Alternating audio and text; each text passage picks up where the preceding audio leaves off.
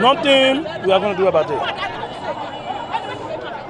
We came to this land through the government of Ghana. Honor Ministry of Interior, Ghana Refugee Board, the District Assembly asking us to go. We don't have a hometown here. We don't have a village to go to. We are here. It started since August.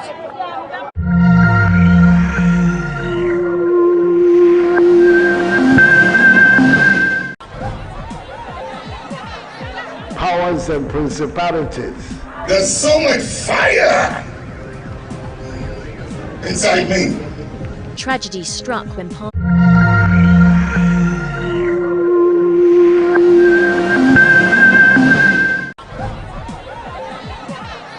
Powers and principalities. There's so much fire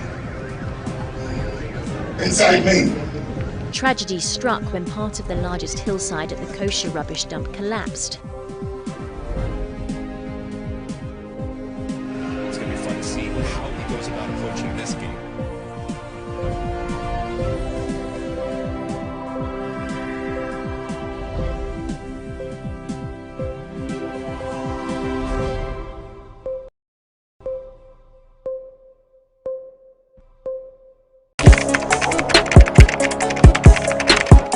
We table issues relating to the arts and entertainment for a riveting discussion, of course, without fear nor favor. The question the presenter asked them was a dumb question. You need to speak the fact and move. Varied views. We agree to disagree. So I would disagree with everything you said. I think that he's a smart guy. I think what he did. No, but I also said he's a smart guy. Yeah. I guess that I'm waiting for the what next. Yeah, I don't think that we have to wait for what next. It sometimes gets confrontational, but that's the beauty of the game. Today you are denying funny face. It's not my brother. You are denying funny face. I don't know him. You don't know funny face. It's not my brother. You don't know funny face. It's a package. We meet, we sit, we dialogue, we learn, we progress. My name is Benefo Huabin Abrantepa, a proud blogger, and this is my forum.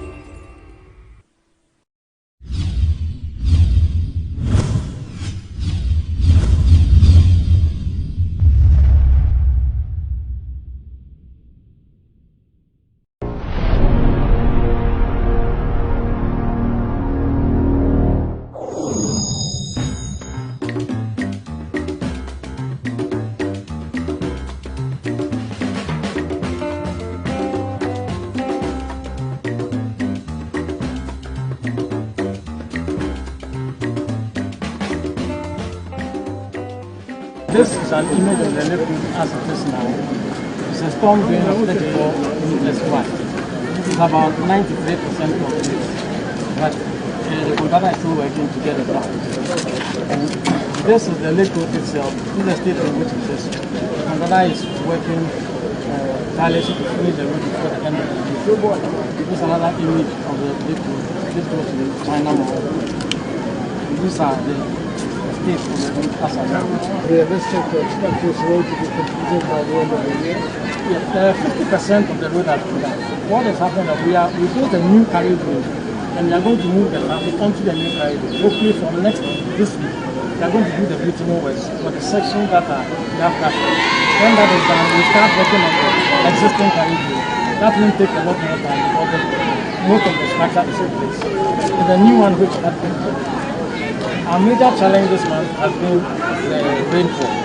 It's rained almost every day in Kumasi in the month of September. This is some of the fine surface that we received after this week.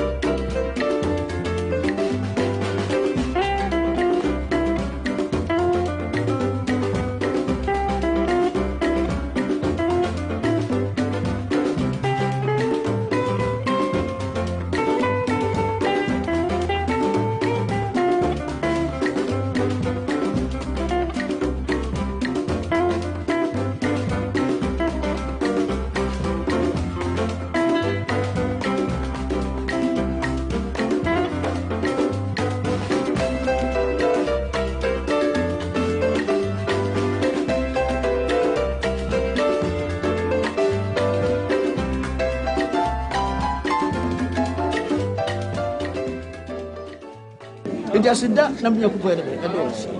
So we see idea, we will kill it. Why am I? I'm a certain money Ghana mine. A year pay. We have got to us. The Joseph to force it to an end. But the more we buy in us. Sir, I can say we see us. We don't see her. So we are by from. Amen.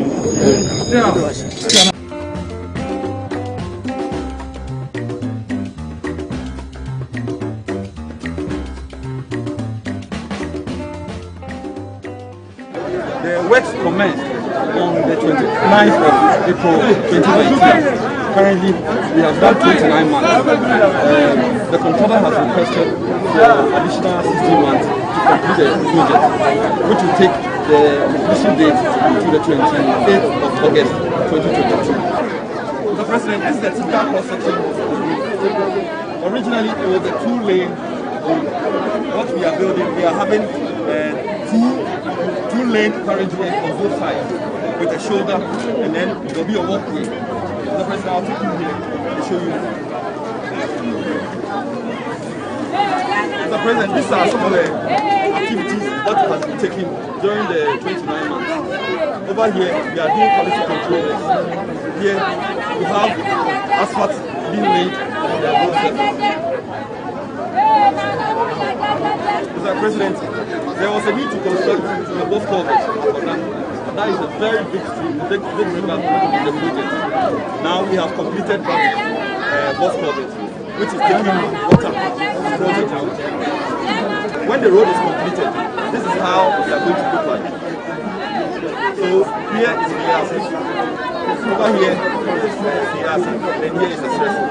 When we complete the road, we have our two lanes in the shoulder with the medium separating the two lanes. The President, this is a futuristic image of the completed road. So we have our two lanes, road carriageway, our shoulder, and the pedestrians will use this section. We want to preserve the beauty of Kumasi. So when we finish, we are going to have these trees, which will depict the true picture of Kumasi. These are some of the futuristic pictures.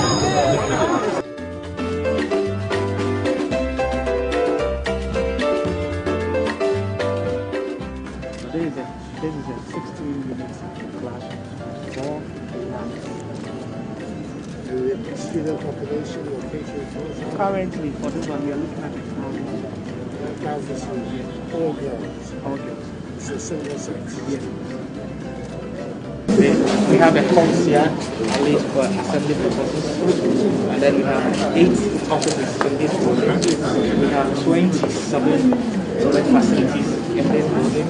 And then also we have a kitchenette and a staff room to accommodate 25 kitchens at the same time. Then we have 4 labs down here. Starting from there is an ICT lab, a chemistry lab, a physics lab, and then a biology lab. The rest of the classrooms, upstairs classrooms. It's excellent. Recently, they just brought mattresses and chairs and tables. Madam, we're talking about January beginning.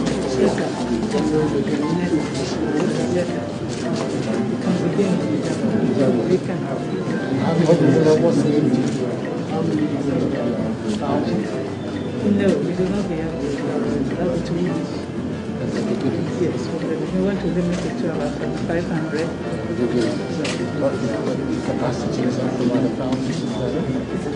Because of the labs. Because of the labs, yes. We want to limit the number so that they can get access to. Yes, very important. Very important.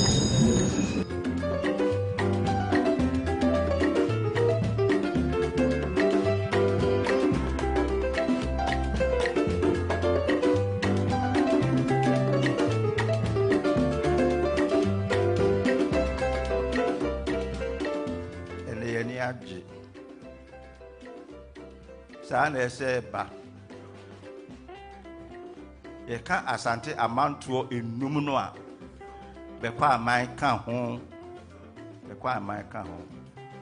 nti ye chefa ese yensa ye den eka ye dishi ada romanso ba me yensa so ye den aka e ho na ye to me nkra se me a me dishi oyoko oba anado dankwa opese obesra me na me hospital for no so no obebie no se je dwumadi no esi koso ho so wa hwe we are a National Health Insurance Office wa ha and also for trahumem asade a shemensa am ya kwan bibli no fa be kwai ya mansie nkuratwe ho hie nyina obi a kwan ye kama ye gun kota ye gun asphalt ni nyina ye na chesa battery ba ya ato nsuo mu kakra odama ubi hospital no yesi ye bompa ye na for more for nana no enwie peye ani ye san sire bi eden e ka ho ze for more for nana no ewie peye de nyame ase ndi amanse man oyuko mu ne ha mo ani hwa ase de wani hwa no na fa pi kan ye ho eba be ba ha no so no em say minister obo amane no ma o ti ase se ne ma mienu titi na me ba ne dikai ba be hwe adwuma ba ne ye awo potem ma me hwe se e ko yi ana e ko boni na menya kwa ye ho bibi na fe so ti se me da mafo ko baso na ya hwe kwa ya memu no so betumi aboa ba de hawo no so betumi yi afri e kwa hospital no ye bie eye adwuma nanso wa oni mpanyifo a mini wo esi aka wo Ghana bibi ani ho ameya wo be gia tube be ka se eje no kra say this say eye no kra wo se eje no kra enti ne wo ha se me ya me di mani kohwe na amani nyina se me ko ba bia o mani nyina jibachi no bi atumi ehu se me na me ka no kra na wona na e ka no kra ta bia so no kra no mo mafa ta bia so no kra no mo mafa we pa me bua ye de no kra be ye adwuma na wona ta bia ye de esi ebo se de enimru anko na e ba be ko ho asem no se ka no fo se adwe ho pa ye hwe de de wo ba be ye na visa sa dia e ko ya no fatao na ya no fatao Oh, dear, trot, dear, trot. Dear, trot, yet you can no credit. Ghana could be a Cassiano. Addition, Ghana for addition, yes, and will be born, man. It's a baby here. Nothing, so National Health Insurance Authority, new office, and that. I will bag Bano, and the Ababisiano, so it's me, a beer and one. It's a buyer, yes, some tissue, nothing, so no. I'm a quite so about the Dawo, the quite my assay.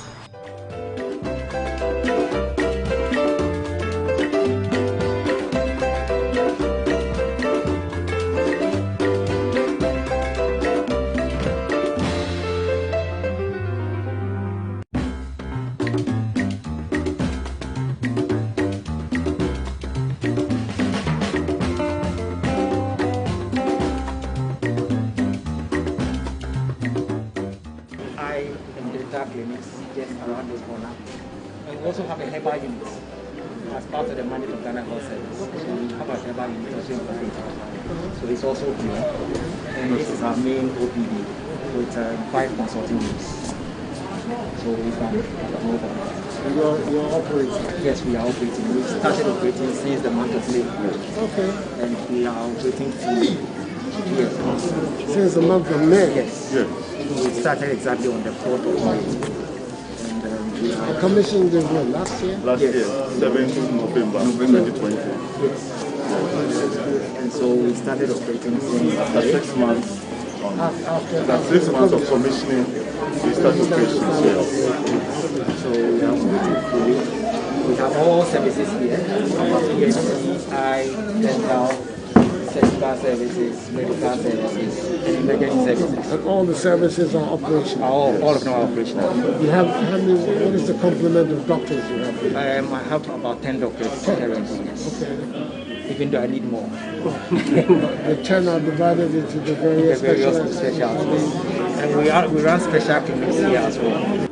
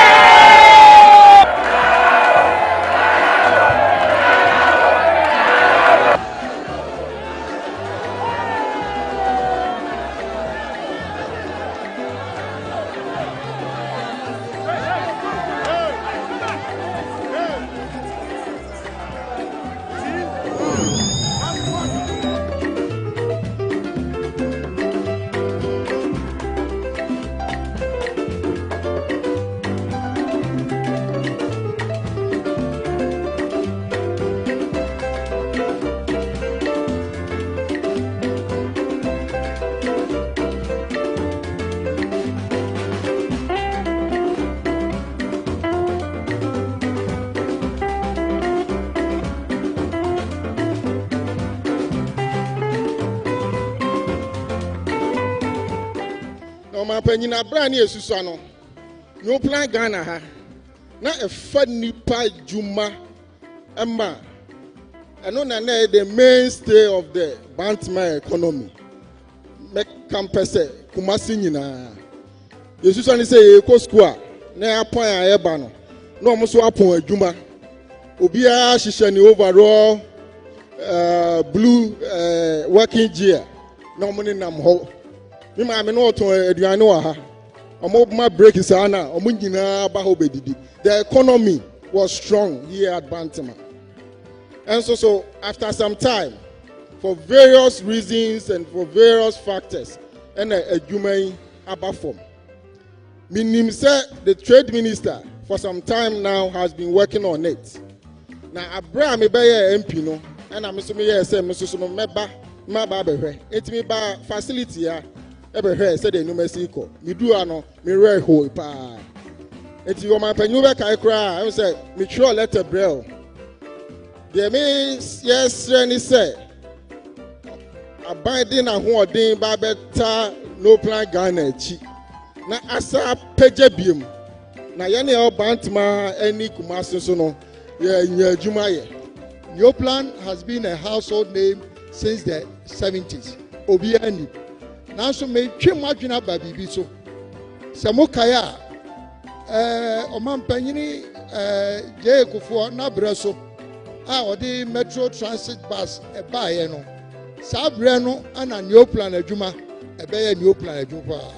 Anunti ne brano so or the 450 buses order and or the metro transit. And that say who call Ghana for na nyina. Sa buses na enam kwan so no I metro transit. Dodo na free MPP aban so and new plan e pejai.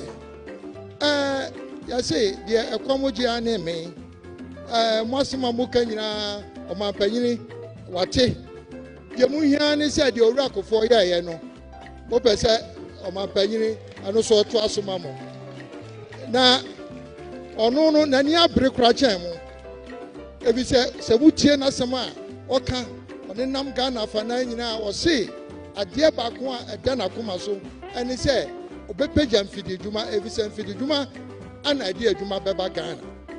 Na say ene Ghana ye timi nya sika kra buses. Ema Juma eko obi kromu a. Adenti na sa sika no ye de kra buses no. Yem fam man your plan. No man fa so emfa share Juma no mo ma. Anonti we da mon kama kuma ntomo yem. De atia ne say na say ye ho krata Juma kakra. Yes, and Nayada. Yes, a Jumani Nina Vie, I am Sika, I see a dishemu, Emma Ejumano, Epejabu.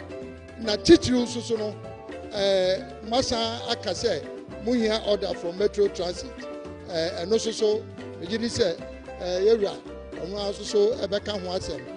Now, I am Minister of Trade and Industry there. Obronino Edikai can say. Omo pese omo be one district one factory eno de bi drama ni ma na ma ka chem say ya de amama awie new plan enye ene PNT wo Ghana wo paying so a enam so de new plan by Ghana when ya the baby call you are Henry Jaba madam for pa no ti new plan de mi wo duma we so be jai MPP your first president nam so any picture new plan adwuma the press oni pa me ba be di na de no waye bibia say hia say me so no de waye no me ba be trust so yes sa na tie na me ba be yen so metro mass transport no order what if you share mo share wa ha no now what is it to be a page adwuma. We're going to make sure that that order is brought very, very soon.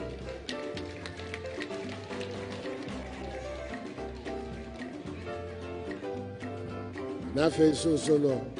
What free minister? I know say 1D, 1F status. New plan Ghana Limited, SSN, and also so no Mosabeka. munya botre kakra bi enche ese niema eba be sisa.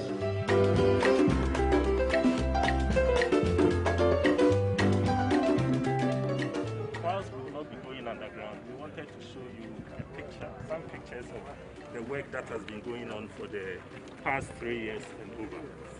What you see here, the OD portal is where we are standing now. In essence, this is where the actual mining starts. We go underground, mine the material, then we bring it to the processing plant. It is that place that we process it into gold. We will go there shortly, and Ekugo Ahin, the senior manager processing, will take us through that. Once we've mined the ore from underground, this KRS material handling system is what helps us get the material to the surface. So we either bring them through what we can call shafts, or we get them up through the decline with the use of trucks. After we've processed the material, the tailings, which is what we have to protect the environment against, we've constructed a new pond called the BIOS tailings dam. It is lined with clay and then PVC lining on top as well, before we deposit that material, the waste onto it.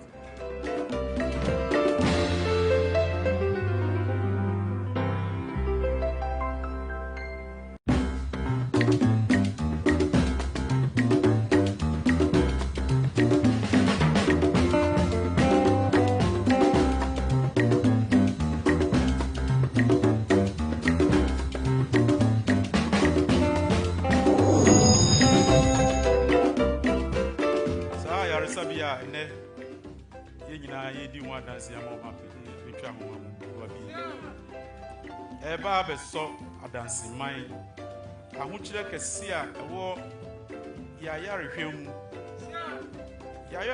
bia ewo adansi ahuchire kese oso the hospitals are so overstretched iti edim se nyame ya adom na ni yeye supatu kusua eba beboa na yi ahuchire kese a ewo yaya resa o adansi mai ezo afiwo Juma yedi ewie ewa ha ayedi asoba be to form ama trauma and accident center a last item on my agenda for Ashanti regional tour.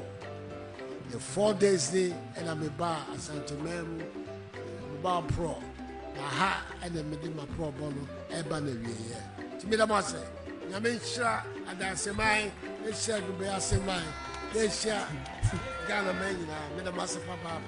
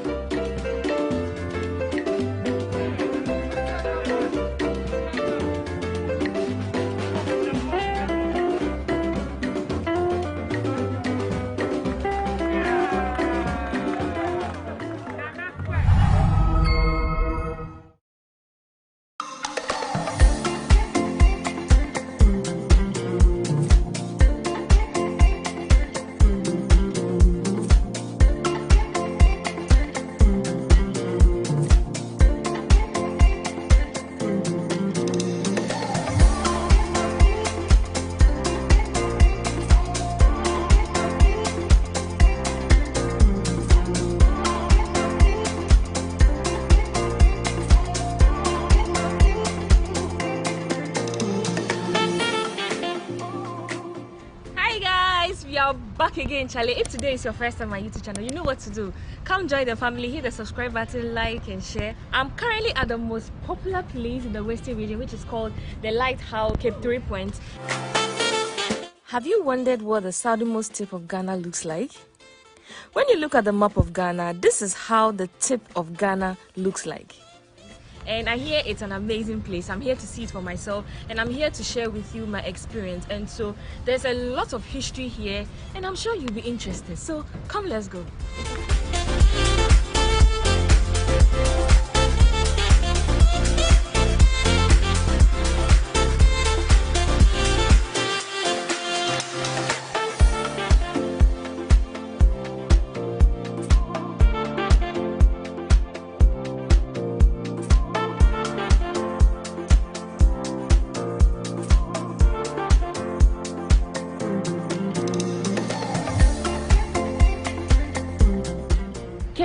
point where I am is the southmost part of Ghana. If you look at the Ghana map, the corner there, that small corner there, that's where I'm standing now. I'm very close to the Atlantic Ocean. So let's see how the Atlantic Ocean looks like. The good part is the sea is very blue here. It has the best of views.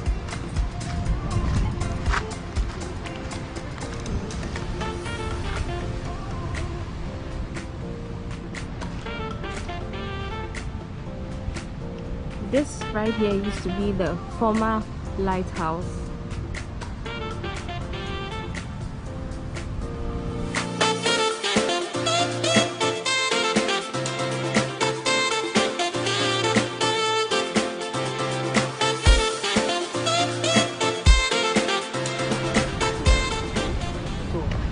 The first lighthouse, and it was built in 1875. And during that time, there was no electricity or any solar panels, so they are using fire like that kind of lantern or those things. So they are using the fire on the top, so that when the ship are coming, you can see the fire on the top.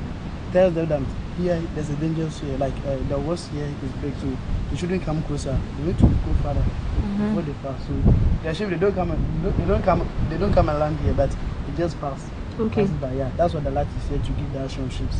People say the light is here to give direction of ships. So, example, when we are here and you can see the ship are coming, like getting to here, the ship is supposed to move like this. So it will be like this.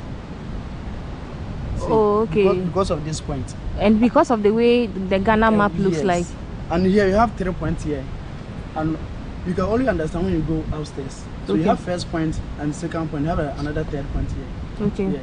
So the point is 3. That's why you just name it as keep 3 points. Okay. So you have first point here.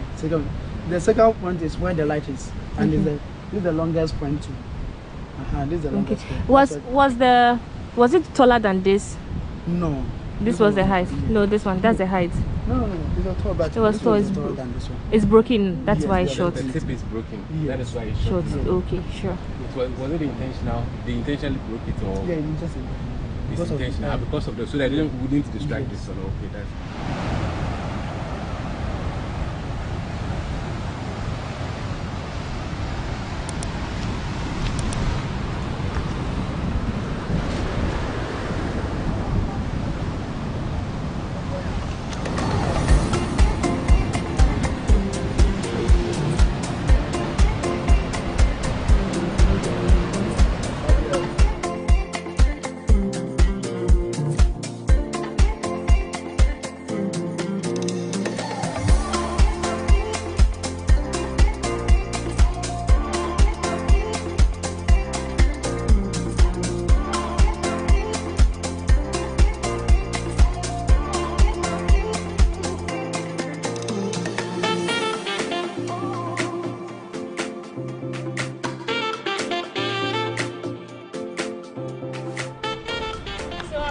Entering the lighthouse to see what's in there. Let's go. I hear it has a beautiful view of the ocean, the Atlantic Ocean. Let's go. So it requires you climbing this steep stairs. So let's see how it goes. Okay. It's so steep, very, very steep. And you have to really, really, really take your time before getting there. Wow. So that's the first part.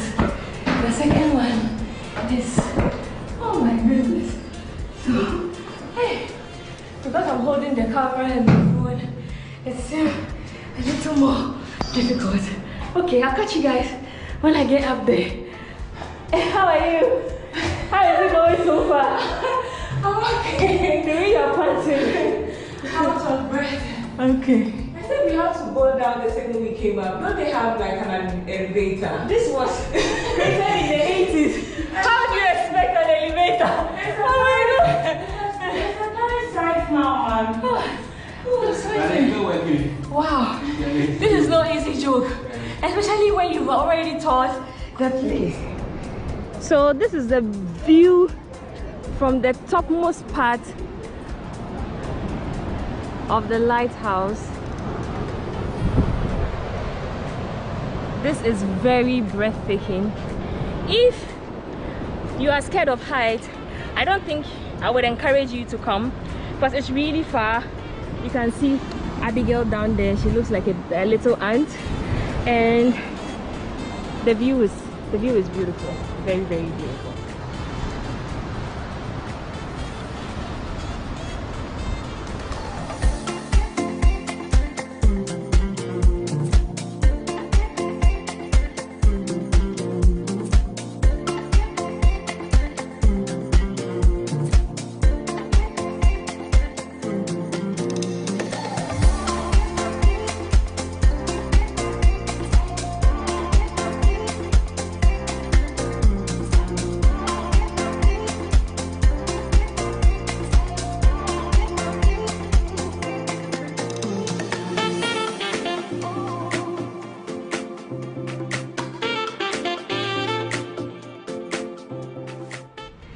So guys, this brings us to the end of this video. I hope you enjoyed watching this vlog as much as I enjoyed documenting my entire experience.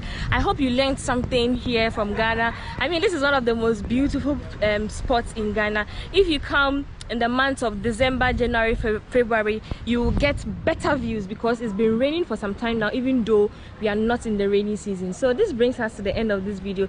Let me know in the comment section if you already have been here. Have you been here? Has it been a nice educative tour? Watching me virtually. Until next time on my next video, I love you all. Mwah. Mwah. Mwah. Oh, I forgot to share that it costs 10 cedis per person to access this place, which includes a tour and I mean chance to take pictures and all that. So yeah, I love you all. Hi Jojo. Hi darling. So you have a YouTube channel. What's your YouTube channel name? Jojo Esken. And you? Afiajuman. And you? This is Gail. I mean, you have been with you the entire weekend. Hi darling. Hello, hello. Good to see you all. Yeah, thank you. Oh, yeah, so we are back again, Charlie. Back again. So you can see in fact, we will be back again, Charlie. You definitely see them on my channel again.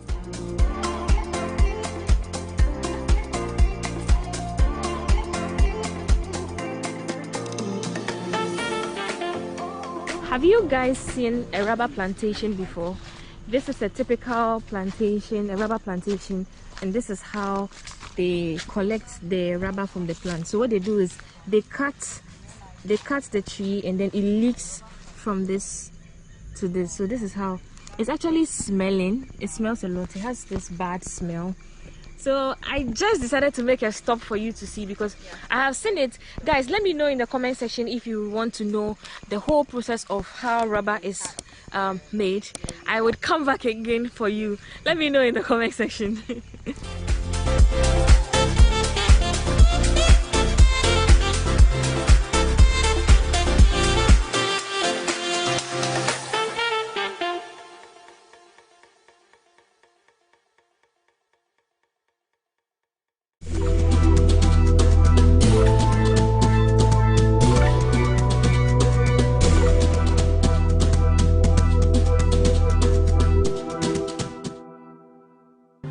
What can I say? Congratulations.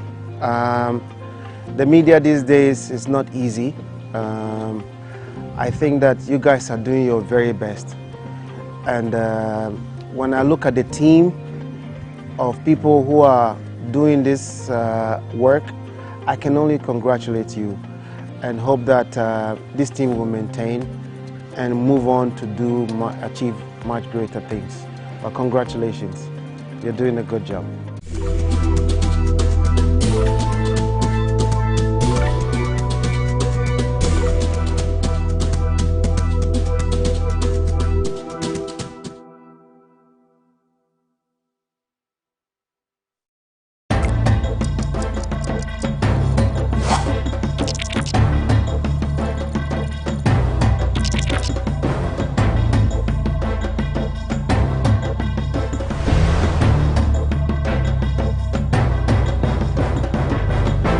Welcome to the Lowdown on GhanaWeb TV.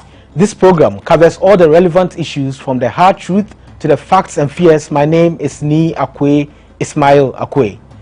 Today we are going to discuss the media in Ghana and journalism.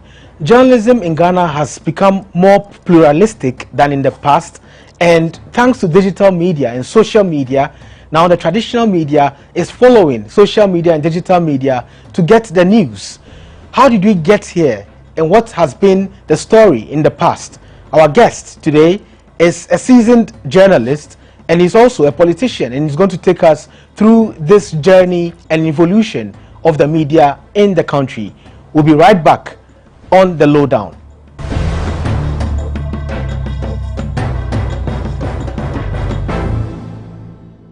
Welcome back. This is the lowdown. My name is Ni Akwe Ismail Akwe, and our guest is a former High Commissioner of Ghana to Namibia and Botswana. He is a former publisher of the Accra Daily Mail, the former editor of the Statesman newspaper, a prison graduate. I don't know if he calls himself that. A former civil servant and a writer. He is Alhaji Abdulrahman Haruna Atta. He has MOV, and he'll tell us what the MOV means. Welcome, Alhaji. Thank you very much, Ismail. You corrected me this morning. I was saying Ishmael. I think the Muslims, that's how we pronounce it. Oh, it's Sumaila. Well, whatever. So the Arabic is Ismail, and then the house has corrupted it to Sumaila. Yes. So anyway, thank you. Well, nice having me on this program, and I'm very impressed that it's an all-female crew. You hardly find them in this town. So, well, GhanaWeb, kudos. And as you see, more grace to your elbows. Thank you very much. Computers. Thank you. Thank you for coming. And your name has MOV. Yeah. What's the MOV? It's a national honor, one of the highest national honors, the member of the Order of the Volta. Okay. It's, some people get the Grand Medal, and then the Order of the Volta, I think, has 3 components. Some are Commander of the Order of the Volta, some are something or the other. It goes all the way to the top where heads of state get the Star, Order of the Star of Ghana or something. So that was given to me in 20-something, I can't even remember, for contribution to media development in Ghana. I see you're very proud of it, because absolutely. I've never seen anyone using it as part of their name. You are the only one who does it. But they should. It's because of ignorance, I'm afraid to say. In the UK, when you are a something, you use it. It's a sign of pride in having it, and a sign of pride in your own country.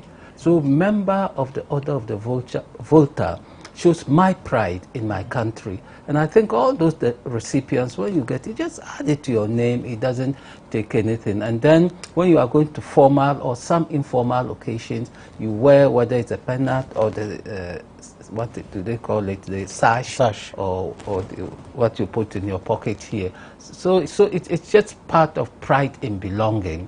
So I would advise my recipients, and that's all over the world, all over the country. Some are farmers, some are engineers, some are soldiers, some are whatever, so many. So they should use it. There's nothing to be shy about. So that's why I use it all the time. Well, that's quite inspiring, and I'm sure they would also follow your footsteps. And I'm sure by the time you get to my age, with this kind of work you are doing, you also get an Inshallah, so we pray for it. Exactly. I'll be proud about it. Yes, or the Grand Medal. Yes. Yeah. So you have so many titles. You used to be an editor, you used to be a civil servant, you used to be an ambassador, which was most recent. Yes. Which one do you cherish the most? Funny, the ambassadorial job. It's a very, very trying job, because when you take that appointment, it's not to go and be drinking champagne or just going to parties. Yes, there are diplomatic receptions, but it actually means working for the advancement of your country. It brings in all the things you've learned through your life. I went in not as a trained diplomat, but what they call the political appointees.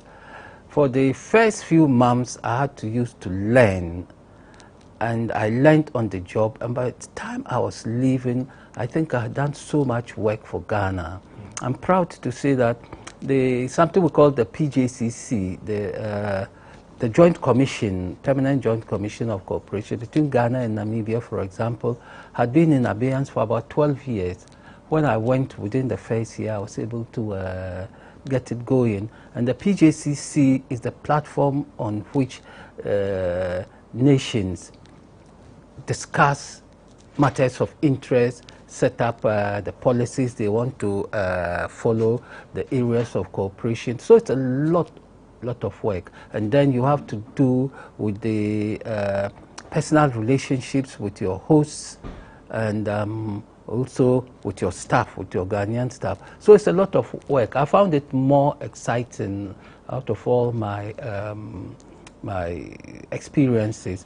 Maybe the next I can say of my life is my time as a student, secondary student. Those were great days. I don't think anybody who's attended secondary school will not mark his or her secondary school days as one of the most exciting in their lives. Which school did you attend? Navasco, the great Navasco. Oh, I should have worn my Navasco anniversary. You're either wearing KNUST. Yeah, t-shirt. Our anniversary is this year. So, did you start writing in Navasco?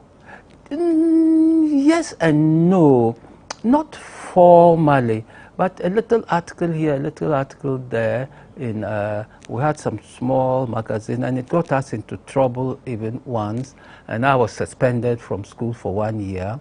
I never had my lower sixth education, and some were expelled because the authorities thought the magazine was rather a little too risque, and in those days there were certain things they just couldn't tolerate, especially if it had sexual content. So the authorities came on us very, very hard. I had a year's suspension. Wow. And, so writing has put you in trouble so many times. So many times. And I introduced you as a prison graduate, and it has to do with writing as well. With writing. Yes, so that's one of the riskiest roles you've ever played? Yes, yes, yes. But prison too, it's a subculture. When you go independent on the crime that sent you there, the prisoners can rally around you and give you such moral support. I got it when I was first at Nsawam, and later I was transferred to Akuse local prison. I remember once I fell really ill with malaria, and all the prisoners in my cell rallied, boiled hot water, helped me massage myself. I don't know where they got the money from, but they bought a robe and came and rubbed my body. So I saw compassion in prison, something you don't associate prisoners with. But then I also saw deprivation. Our society doesn't treat prisoners well at all. You go in a Ghanaian prison and you are like an animal, you are forgotten, unless you have people who come in and visit you and see you. The food is horrible. There's something they call zontoli and manpower. Terrible. So that experience is also there for me. Yeah. You've spoken widely about the prison experience. Yeah. Today we are going to talk about the journalism experience. Fantastic. And what took you to prison was contempt of court charge. Yes. Yes. And I want to know if you had written or you had done that article today, do you think you would have gone to prison?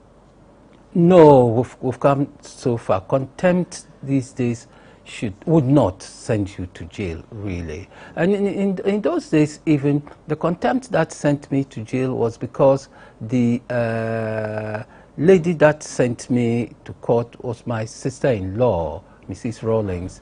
The lower court had freed us. I went in with Mr. Baku, Kweku Baku, and the lower court had, well, the judge had done a very balanced ruling. She cited that for contempt, and we wanted her injunction also vacated. So the judge refused to vacate the injunction, and then he also refused to send us in. Then she went and petitioned the Court of Appeal. So the case actually was decided by the Court of Appeal, not the High Court that was supposed to handle it. So the three judges on the panel, one of them disagreed with his two elderly colleagues, and so they sent us in. They have since died, sadly, but well, that's the way of life. They are bitter, they are gone. So currently, we don't have a lot of journalists facing any of these things you are talking about. The system has changed. Yeah. Writing has changed. Yeah. the media is pluralized, and we have a lot of media houses, from the print to broadcast to the digital media, and all of them, so many of them. Collectively, there'll be more than 100. And you are also, or still, writing to feed into these media houses that we have. How do you see the media right now as compared to the media in the past? Is it a positive growth, or is boring, as some people say? Because others say, well, we miss the media of the past. In the past, it was so rough, and it was so hard and difficult to cut through, and we don't have so many people in there, a few people who are very factual and very ethical than now. How do you see it? It's very interesting. When I was coming, I pulled out something online. When you gave me the invitation, I decided to do a little research. You don't appear on programs like yours not prepared. So I want to just read you something. I have a reason for doing it. It's just a small paragraph. It says, the Gold Coast Gazette and Commercial Intelligencer was published from 1822 to 25 by Sir Charles McCarthy, governor of the Gold Coast settlements. As a semi-official organ of the colonial government, the central goal of this Cape Coast newspaper was to provide information to European merchants and civil servants in the colony. Recognizing the growing number of mission-educated Africans in the Gold Coast, the paper also aimed at promoting literacy, encouraging rural development, and listen to this, and quelling the political aspirations of this class of native elites by securing their loyalty and conformity with the colonial system. So you would ask, so what has changed from 1822-25? That was a clear agenda. That was a clear agenda. That was a clear agenda. So newspapers and the media are normally established with agenda. I do not believe that you just set up a newspaper for the bloody-mindedness of it. You want to push a certain line, political, economic, religious, and so on. So we've come a very, very, very long way to the days when the Daily Graphic then grew out of the Sunday Mirror, then the Ghanaian Times, then GBC grew out of Station Zoe, came to the Ghana Film Industries Corporation. I'm sure you've forgotten about it, right? It was the leading post-independence sort of media producing house. It's now become TV3. It was set up by the British in 1948 as the Gold Coast Film Unit. And our greatest president, of course, Kwame Nkrumah, thought far and invested in it and developed it into a full-fledged film industry. In those days, we didn't have the electronic media. So the film industry produced newsprints, documentaries, and other social animation material for the country. So if you remember films like Mr. Mensah Builds a House, The Boy Komasenu, etc., they were the feature side of things. So the Ghana Film Industry Corporation was such a major partner of GBC. GBC, that grew out of this station, Zoe, I was telling you about. So GBC and Ghana Films, between them, were producing all the material that we needed. And in those days, too, we had the Information Services Department, let's not forget. So they were like the implementing agency of all these things. So they had a fleet of vans. They went around the country, and those were great days for us when we were children. When the film van is coming to a village or a town, oh, it was a source of joy. Then we would rush, and then they would show films, mainly government policies and so on and so forth. And then it grew and grew, and then came to, like I'm saying, Graphic and Times. They then took the mantle. The Ghanaian Times, that one came from the Guinea Press, the Guinea Press. Kwame Nkrumah again took it up for the party, and then after the 66 coup, the NLC transformed it into a state-owned media for the country. The National Graphic, you know. So within that time, many things grew up. It was in 1957 that we had the Ghana News Agency, the GNA, And then also we had the development of the film education institutions like the GIJ, and so on. And now they've all grown up, and there are many. My good friend, Professor Kojo Yanka, his school of great school, great school. So all these things are there. So we've come a long way. That's why I'm giving just a short history. And so within the period too, I became a board member first of Ghana News Agency. That was during, Ghana News Agency. And then later I also became a board member of the Ghanaian Times. So I seem to have done quite a lot of media work in my life. All very exciting. And then we've come to these days. These days, you have the advantage of technology. You have the advantage of technology. And those of you who are professional, like your good self and GhanaWeb, I was telling you earlier on, we all used to depend on GhanaWeb years ago when it started. That was when everybody was sending messages to Akoto, and so on. But now I see you've grown, you are adding so many things to your stables. So it's now different. So I can say that out of this history and this mix of media, the country has benefited. I think it would be wrong and churlish to say that the country hasn't benefited from our media. Through people like you, the younger media people, we are getting a lot of information. And I disagree. I think you are as racy, if not racier, than we were. Because the technology allows you to dig deeper and move wider afield than we were doing. We were handicapped. Because I can tell you something. When we started our media after the 1992 Constitution, which opened things up, and everybody was establishing a newspaper radio stations and whatever. We didn't even have the proper working tools. To do a newspaper, we still did the cut and paste.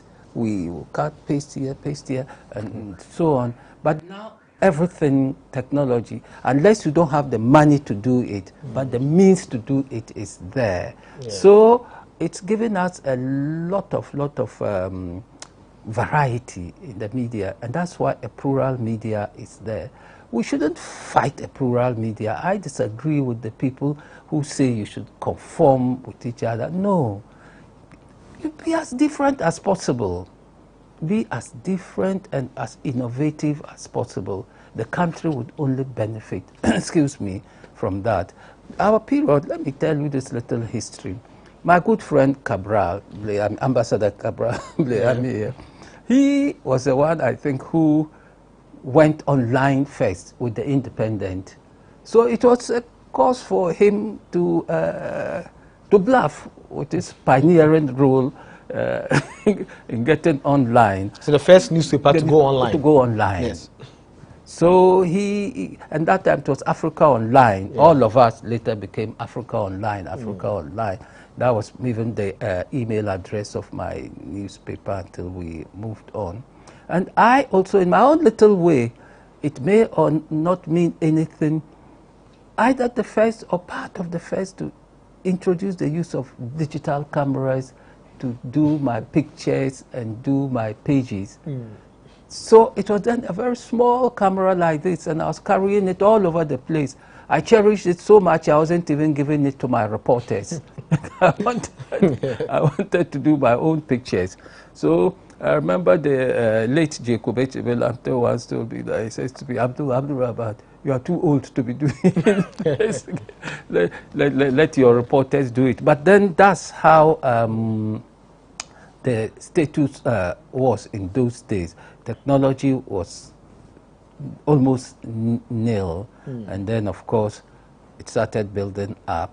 Then other servers, media, whatever, started building, and then just opened up. Okay, thank you very much for the history. And I was quiet because I wanted you to take us deeper and give us more. So we'll go on a break. Okay. When we come back, we look at segmenting the media in terms of looking at the past and now. Yeah. We look at the agenda, Yeah. how the agenda setting was done.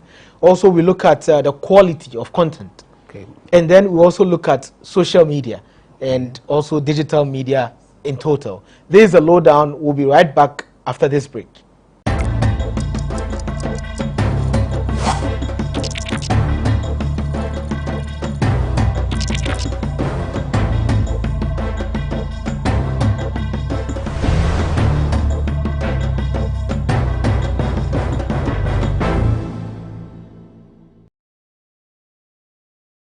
Welcome back to the lowdown. My name is Ni Akwe Ismail Akwe. We are discussing the state of journalism in Ghana and how far we've come with Alhaji Abdurrahman Haruna Atta. So you were telling us about some history from post-independence, pre-independence era to post-independence. Now we want to look at the agenda-setting role of the media. How was it before? And how is it now? I know in your period, the media wanted to have some sort of democracy. And you had publications by your newspaper, The Statesman, by Kweku Baku's newspaper, I think the Guide, and so many other newspapers that were setting an agenda to have freedom of the press, freedom of speech, and democracy in total. How was it like before? Before, it was fairly stiff. It was dominated by the state-owned media. When you are talking of the print media, Graphic and Times, and of course the electronic media were mainly GBC and Ghana Films, like I told you, and of course Ghana News Agency. Yeah, so it was all government controlled. It was muzzled, completely muzzled by the government. So as private media, how did you survive? It was very difficult. It was a hand-to-mouth existence. Advertising wasn't coming because business people and other people were afraid to advertise in our newspapers to get penalized. So any day you got just a one-page advert from somewhere, it was a source for jubilation, because then you know a little nokofio will come from that for you to eat. But it was very difficult, and then the media atmosphere was unfriendly. You remember once Mr. Baku's newspaper, they even went and bombed it, and so on. So it was very, very difficult and unfriendly. But then we fought on, and later credit must be given to President Kufuor. He was very open to us when he was in opposition.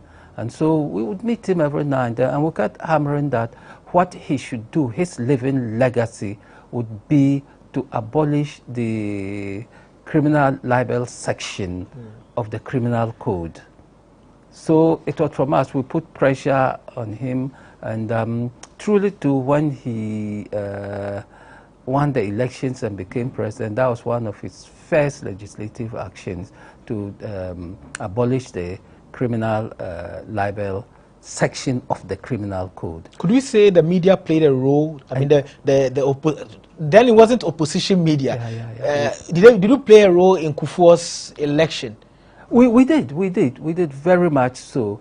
At that time, the interesting thing was that President Rawlings had stayed for a length of time that I think people were tired of him, really. And they wanted a change. We also wanted a change. In fact, I developed a very robust attitude towards him, because I thought he had not only overstayed, but then he had dictatorial and authoritarian tendencies. And that was the basis of my media fight with him. Nothing else, after all. Why should I fight him?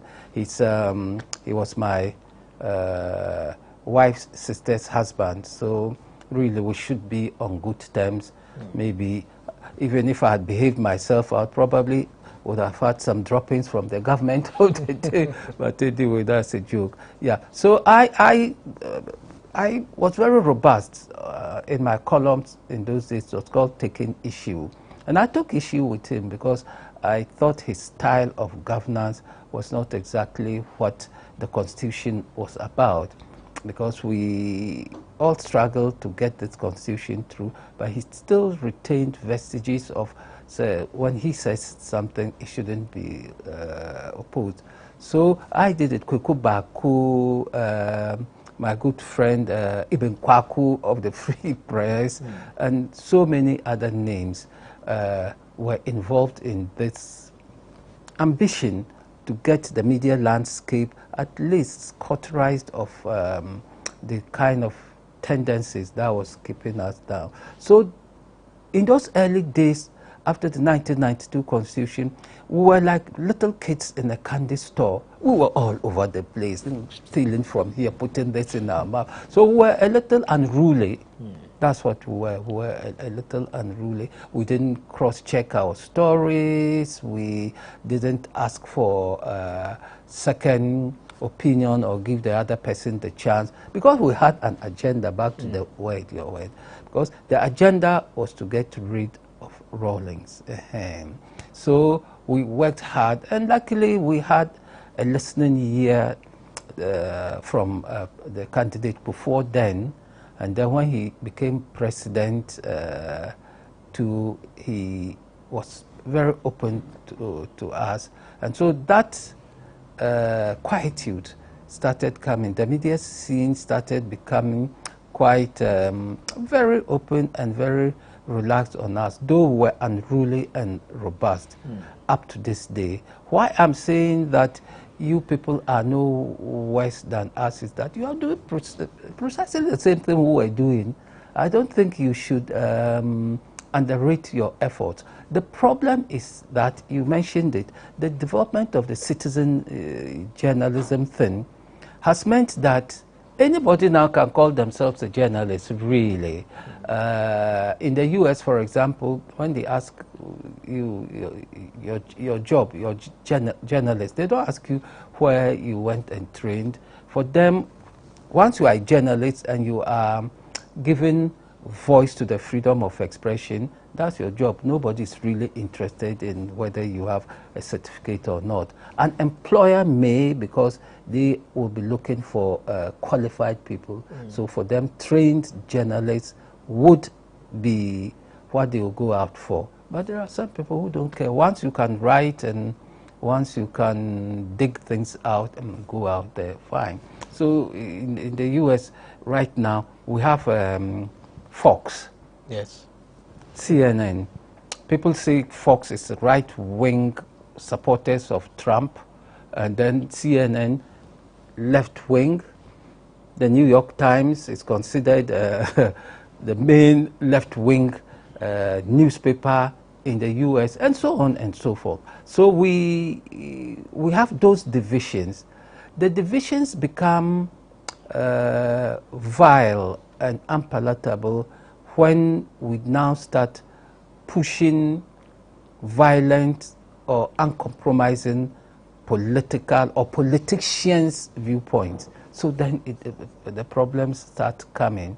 But the plurality or pluralism itself does not pose problems. So those days as editor of The Statesman, what was a typical morning like? Was it calling people to ask what has Rawlings done wrong, so we publish? How do you get your stories? We got our stories, or some got their stories mainly from newspaper vendors, sadly to say. There was no serious editorializing going on.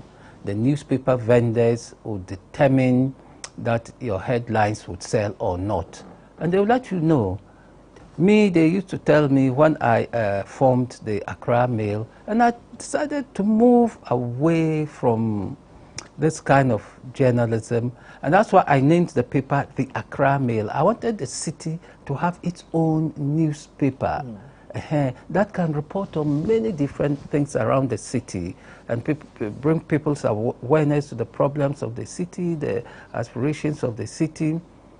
And I almost went under within the first month because the vendors had ganged up against it. They said it wasn't hot enough. So I saw one of my leading vendors and I asked him, I said, oh, hey, paper no enyeshi. And I said, oh, but paper, they don't have to be she. And then uncle for pet. So they won't sell it. When they they take the newspapers in the morning, those that they consider enyeshi, they put them in their armpits like this, and then they hold the headlines of the shoe ones. Yeah. So that was the determinant factor for casting headlines, front pages, what the vendors would say. So for me as an editor, first at the Statesman, the work was very easy for me because it was political. So you could just pick any political something and just splash on the front page. But like I'm saying, when I started doing my own newspaper, which I invested in myself, and I wanted to change the paradigm, I was a lot more careful because now you are dealing with things that needed facts and not just the sentiments and emotions of your political leaning. So that was a typical day for me, really. Then, like I said, we didn't have proper production methods.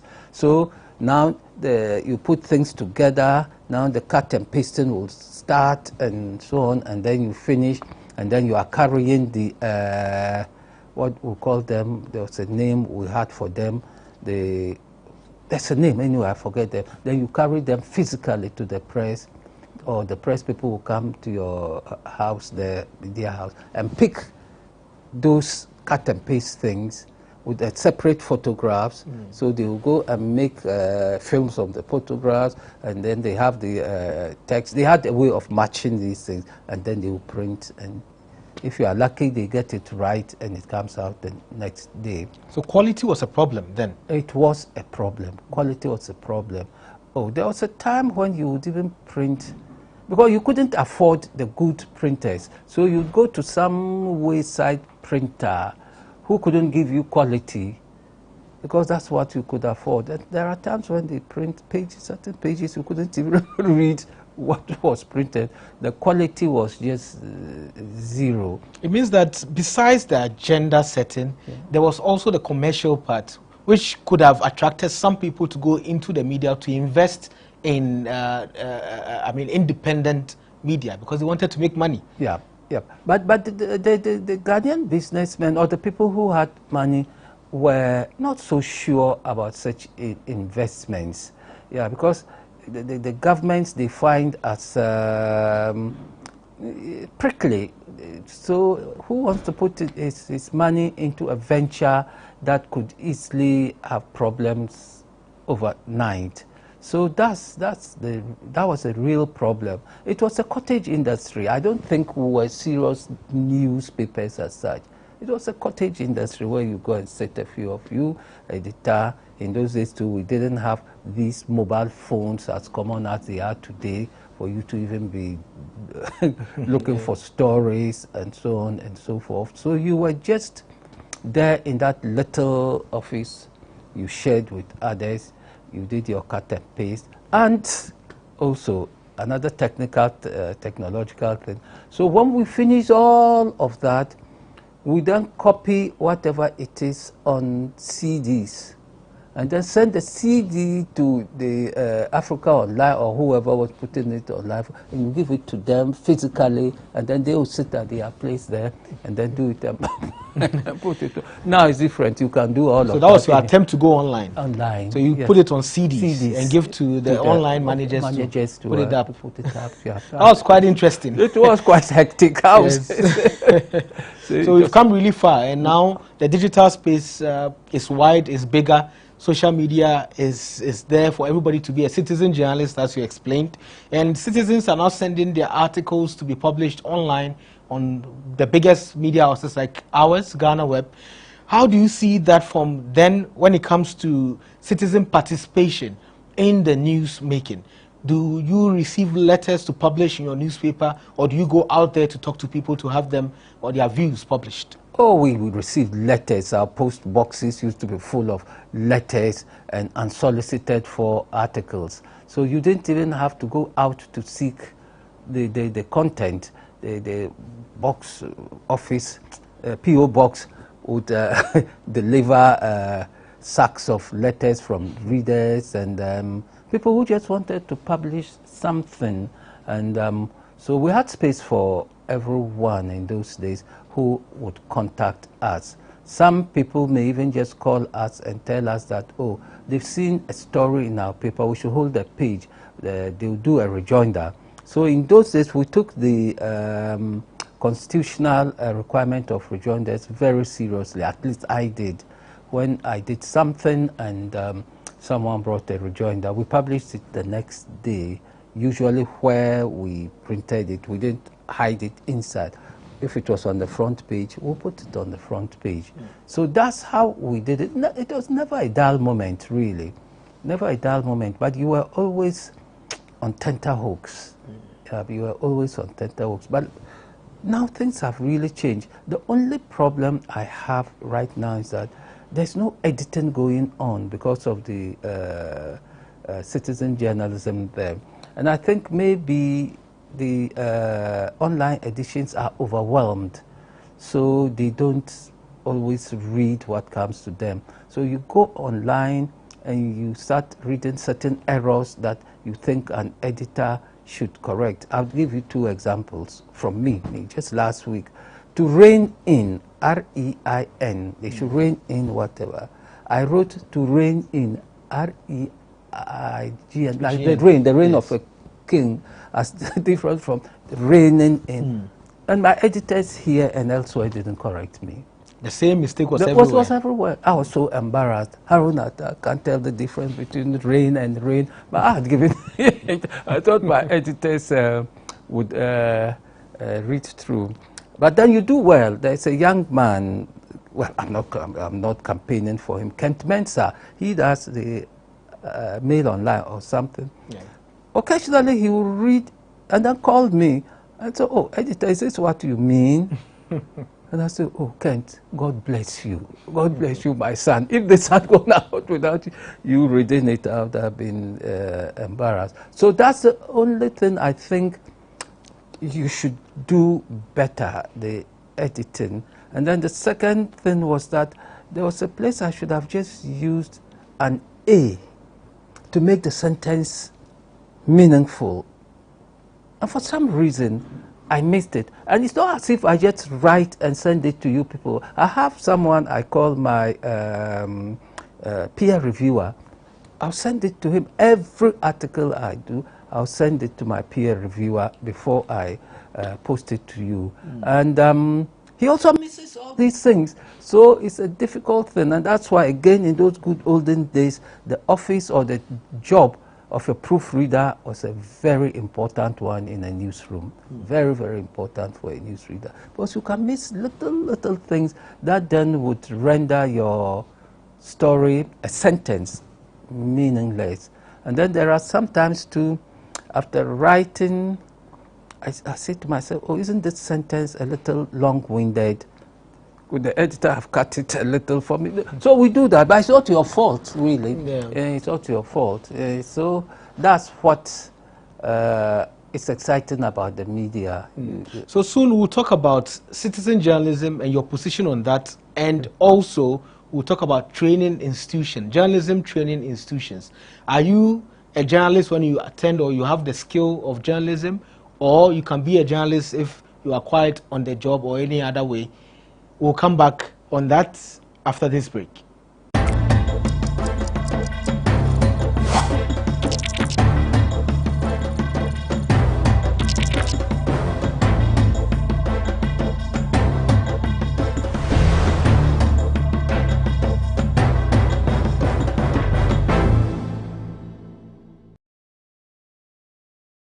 Welcome back to the Lowdown. My name is Ni Akwe Ismail Akwe. Our guest is Alhaji Haruna Atta, Mr. Abdurrahman. I have to add that. Please do. So we are talking about the media then and now.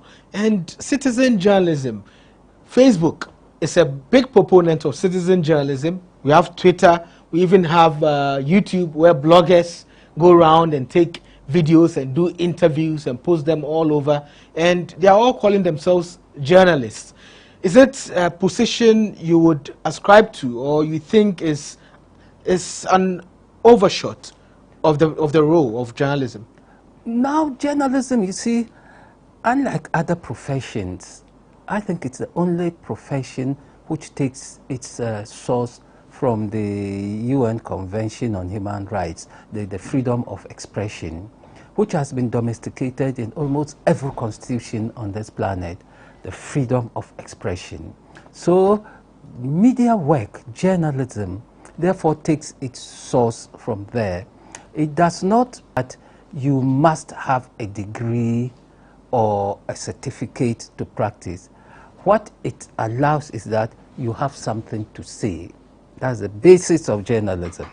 So earlier in the practice of journalism, Joseph Pulitzer, the founder of the Columbia University School of Journalism, he was the one who said, no, journalists cannot just be allowed to just flit about. Journalists must be trained, and journalists must have, in quotes, the kind of respectability of doctors, lawyers, and the other professions, accountants, and so on.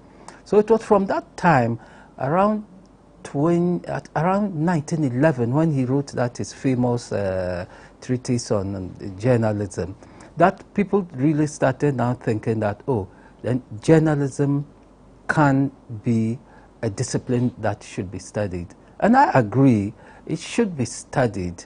My relationship with journalism comes from my degree from UST, because I studied graphic design, and many aspects of graphic design is just media work, how to cast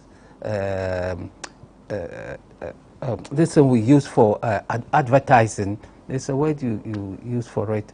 Now I'm growing old, my mind is getting mixed up. But then how to cast a line, all these things, I learned them in the university. Yeah. And then UST at that time, at the College of Art, English was compulsory. If you failed English in your FUE, you will be sacked. So I did English for 3 years and only dropped it in my last year. In those days, the Faculty of Arts did 4 years. So you drop it. And so my training was from that angle. And it shows in the way one does things, one writes. So I believe that some training is necessary. Even though you are filling in the voice of the voiceless as a result of the freedom of expression, but some training is good. But then I haven't said that without training, it does not mean you can't practice as a journalist. In the good old days, again, back to the good old days, you learned your craft on the job. Many of our pioneers, especially at Graphic at times, but especially at Graphic, they learned their craft on the job and did so well.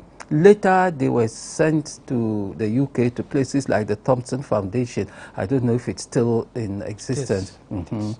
Which gave our senior journalists in those days, again, more or less on the job training. So training for me is very important. At least you learn the use of the language. Language is very, very important. Today we are arguing or debating whether do or die is the same as all die be die. I think it's the subject of my article today. I don't know whether you've seen it. Yeah. So it's all to do with language. Journalism cannot function if you don't have the good language, either written or spoken. If you are not trained and you are a citizen journalist, really that's what you are. You can't consider yourself a professional journalist. And I think there should be a place for professional journalists, whether they learned it on the job or they learned it in the classroom. Our top men, people like Ken Bediaku, who used to be the top sports journalist in this country.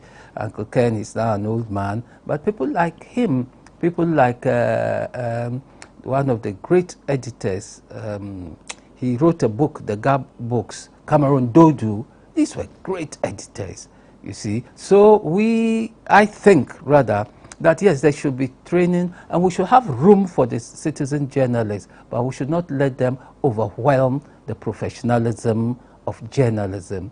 Journalism is not a place you should go to because you have nothing else to do or nowhere else to go to. Go to journalism with the intention that you want to be a journalist. You want to write. You want to be in the print or electronic media. And then you come out as a very good journalist. I believe in that. Now, if we talk about getting training and some skill, there's a school of thought that the journalism institutions, which are also growing, there's a proliferation of them, but they are bringing out or churning out a lot of journalists who are half-baked. They're only learning the theory, and when they come into institutions or media institutions, they are unable to produce quality content as professional journalists are supposed to. Have you encountered any of that? I have, and it's heartbreaking. And so you are right, absolutely right. That's why I mentioned the GIJ, I mentioned the Kojoyanke's place, and then of course the mother of all of them at the School of Communication Studies in Legon. Yeah, there are many mushroom schools of journalism, and I think they are more also the problem than the half-baked journalists they churn out. Yeah, because the half-baked journalists they churn out have the degrees or the certificates or whatever it is they give them, but you encounter them in a newsroom, it is a nightmare. A half-baked journalist in a professional newsroom is a nightmare to sub-editors and editors. Yeah, so I still believe that we should look for the good institutions of journalism or any of the communication arts and sciences. Like I told you, my background was in graphic design, but it had elements of communication. So I came out with a degree that I could use to communicate, which is very important. And that's what journalism is all about. Citizen journalism has not always been something for me to encourage, because then they take up all sorts of issues that sometimes end up adding tension to society. You see, and that's what I believe professional journalists try to avoid. Professional journalists would use all the tricks of the trade to get whatever it is out without going out to be bloody-minded, if I can use that word. So let's encourage those people interested, young people interested in doing journalism or becoming journalists, to apply for and get places at GIG, the African University of Communications. African University College of Communications, yes. And such places. I don't think we should encourage mediocrity in any profession. But unfortunately, the traditional media, which is more professional, is now following the citizen journalists on social media to get their sources and get their information. And we are seeing that in some stories that pulled down because the source wasn't real. Someone who posts a picture of somebody holding a human head, excuse me to say, and say someone was killed somewhere. Then quickly you see it on the traditional media, which is more professional. And later they say, oh, it's a picture of 2 years ago. So we are sorry for the publication. It is laziness. Another problem of Ghana these days is intellectual laziness. So whatever they did, I saw it, it was sent, but I deleted it. You see, I get all of these things too, but the moment I see things dealing with children, whether it's something good about a child, I delete it. Animals, whether it's something good or bad about an animal, I delete it. Certain things that show disrespect to women, I delete it. I'm talking of this, what's it called? What we have on the phone, the WhatsApp messages, thing. Yes. So it goes all around. Let's have that mindset. The editors must know what to delete on site and not do it. So for what they put out in this paper, I think it's laziness. If their editors are very smart, there are many areas that are not getting touched on. There could be niche newspapers for such things, and we will read. It doesn't mean when you put something that is not shit on your front page, people won't read. There's a class of people who will read. So even if they have to become niche newspapers for such quality, why not?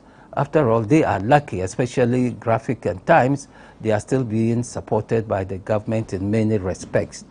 The Graphic earns its money from its own commercial activities and to some extent Ghanaian Times, but they are still state-owned newspapers, and they carry that title that gives them leverage over all the other papers. So you see the number of adverts in Graphic, you wonder why everybody is rushing to Graphic. It's because of that state-owned title they have. But one thing that's quality are your articles, and I'm looking at some of them. The titles themselves are quite appealing. So I see one, Coup d'etat, and how you even spelled it, Coup d'etat, C-O-O-D-E-T-A, the sports child of Ethiopia. And then Cathedral of Doom, concerns of Muslims brushed aside, Bad Blood, the Cross, Star and Crescent Spa in Ghana, and so on and so forth. And I can see the book you wrote on John Mahama, Awini Pa Nkasa. You have very interesting titles. How do you come by them? Is it experience? It's all combined, but like I told you, it's language. Make use of language. Study language. Be sensitive to language. To be a good writer or a good journalist, study language. My daughter is even a better writer. You may have heard of her, Aisha Haruna Atta. Yes. She's written 4 novels. The first one she tried even had the shortlist for a Commonwealth Writers' Prize. So it's to do with language, and I'm sure she picked a lot of language from me and her mother, who was a very good editor. Unfortunately, she's not well. She has multiple sclerosis and she's in a wheelchair right now. But her mother was one of the best editors I had ever met. She worked with me on The Statesman and then worked with me briefly on the Accra Mail before the sickness made her activity impossible in life. Yeah. So language is important, Ismail. You can't undermine language in writing, journalism. So, talking about your daughter, you know, when anyone Googles Haruna Atta, she comes. She comes on. I'm now. How do I say? My claim to fame is my daughter's, not mine. Yes. But as a parent, you are proud when such a thing happens. Well, anyway, it's great to have you here. And if you have any last or final statements you want to make before we go. Yeah, but it's not the final statement as such. I'm just going to thank you and say continue the good job. Because there was a time when you started, or GhanaWeb started, there was nothing else. That time, even your email or whatever was Akoto at Akoto or something. Now I realize you've changed everything. So you've moved. You've become big, and then continue the good job. Like I told you earlier on, I like the way you do. I sent you articles. You don't just publish it. You look for newsy parts of it and turn them into stories. That's the professionalism I'm talking about.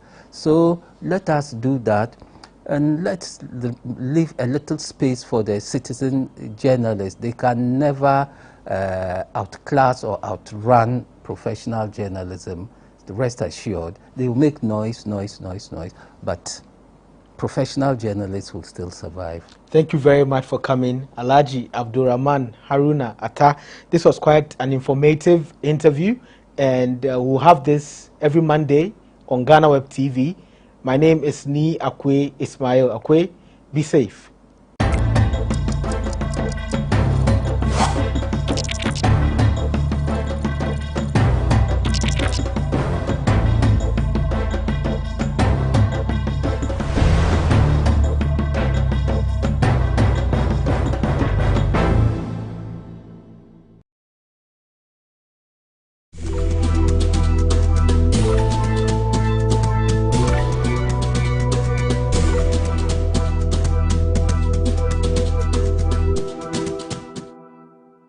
continue thriving and obviously achieve higher.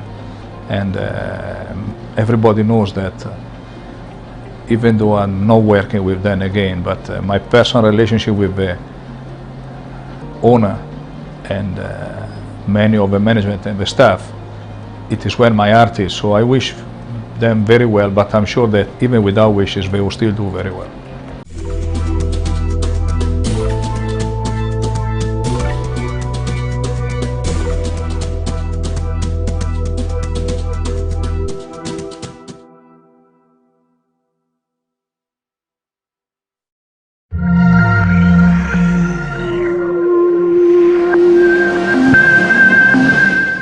Nothing we are going to do about it. We came to this land through the government of Ghana. Honor Ministry of Interior, Ghana Refugee Board. The District Assembly asking us to go. We don't have a hometown here. We don't have a village to go to. We are here. It started since August. We are rating government institutions to intervene and see how best we can solve this problem. As we are writing, they are not responding. So Liberians are prepared. Let them come and demolish the place. Prepare in the sense that we got nowhere to go. So in the morning, as we speak, they are demarcating the camp. The chief and the district assembly are demarcating the camp. We are still living here, we are demarcating the camp. And as times go by, we are not prepared until take us to where we're supposed to be. You see, our people, it's frustrating, it's saddening, but it is difficult to say in a sense that people who are supposed to be advocating for us, the Ghana Refugee Board, they are rather against us. Ghana Refugee Board, they are rather against us. 2012, you brought out 2 actions: local integration or voluntary repatriation. You are giving somebody a family here 884 CD. Yeah, look at it. You gave them money in 2013 as a grant from the American government and the Danish government. Since 2000, you have not failed us to say, oh, we are giving you ration. Do you think, as a Ghanaian, you and I, can somebody live on the money in Ghana to be integrated? Now, before even this money came, UNHCR Ghana Refugee Board sat down. They wrote document, but then they were pleading for the money to come. They made a lot of promises that if you are integrated, they will take you from here to a better place than Bujumbura. They will give you housing, you go to school, your kids will go to school, get national free, all were promised in the document. We have been neglected, we have not been treated fairly.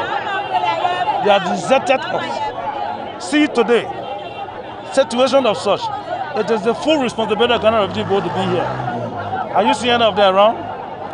If you even go to Ghana Refugee Board office now, it's like a ghost town. They are running from responsibility. They are running from responsibility. And we are asking the president of Ghana, the ECO president, and a human rights activist to probe into this issue, investigate, and know the reality. I know he's not aware of what's going on. Some of them are still dodging it. Let him look into it. The truth will come out. You also came to Ghana in 1990? 1991. 90, I got an eye problem from Liberia. And you know, I was forced to drink certain poisonous chemicals. That made me and my wife to come here. Now I born 5 children here, in Ghana here. I live here for 30 good years. Now I can't see. So if the government want to move us from here, he should give us a time. Because a man like me, I don't have money, I don't get nothing. Even to go to hospital, you ask some radio stations, I have been there to seek for money to go for hospital. I don't have. Now, if they break their house down, where me and these children are going? I don't have nowhere. And let me tell you one thing. we have over 2.5 Ghanaians living in Liberia. The man who built Star Hotel, he's from Senya. You have Senya Town in Liberia, from Robert Field all the way to Cape Palmas. The fountains are too much. You accept them. So if today they are trying to move we Liberians from here, it will bring a big problem. I'm not lying to you.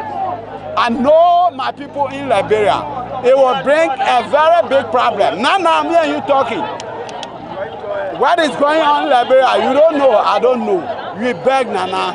We beg Nana to have mercy on us. It's very disheartening for what is going on from our sister country. Liberians, Ghanaians, they are one from time immemorial. But what is going on is surprising. Every 3-4 years they will kind of demolish. Every 3-4 years they will kind of demolish. It's surprising. But this time around, I think what I'm feeling within myself is Ghana is being disgraced. Ghana is disgracing herself. This nation is being disgraced. How they are treating refugees. This country must not forget Jesus Christ himself was a refugee. The Jesus Christ who is the savior of the universe that we are all praying to. Amen, amen. He was a refugee. So you don't have respect and you don't treat refugee well. The reward is coming from God, not from the refugee. And I'm telling you, whatever goes around, comes around. Whatever goes around, comes around. Ghanaians should not feel proud because Liberian refugees are in their land. They said they brought two options, to go back or to stay, right? Yes, some of us have chosen to stay in Ghana. We expected us to be relocated. We expected to have packages. Up to now, only give us 400 cities to our parents that we should go and find a place. Can 400 cities feed you or find a house for you? After that, passport. My passport took 2 years before they give my passport. 2 years gone as a Liberian passport. And even this thing, resident permit, no work permit inside. No work permit.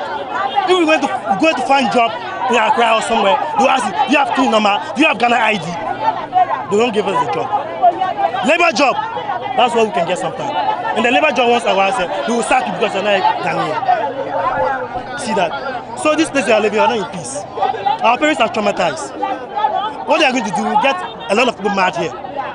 If they break this house, we will not fight back, we will not do anything. We will stay here and go and sleep in the street. If that's what they want. But you should remember, if you point the finger like this, it will come back to you. It will come back to you. We are not happy here. We are not happy with our staying in Ghana here. Many are British war. Penima Akufuado.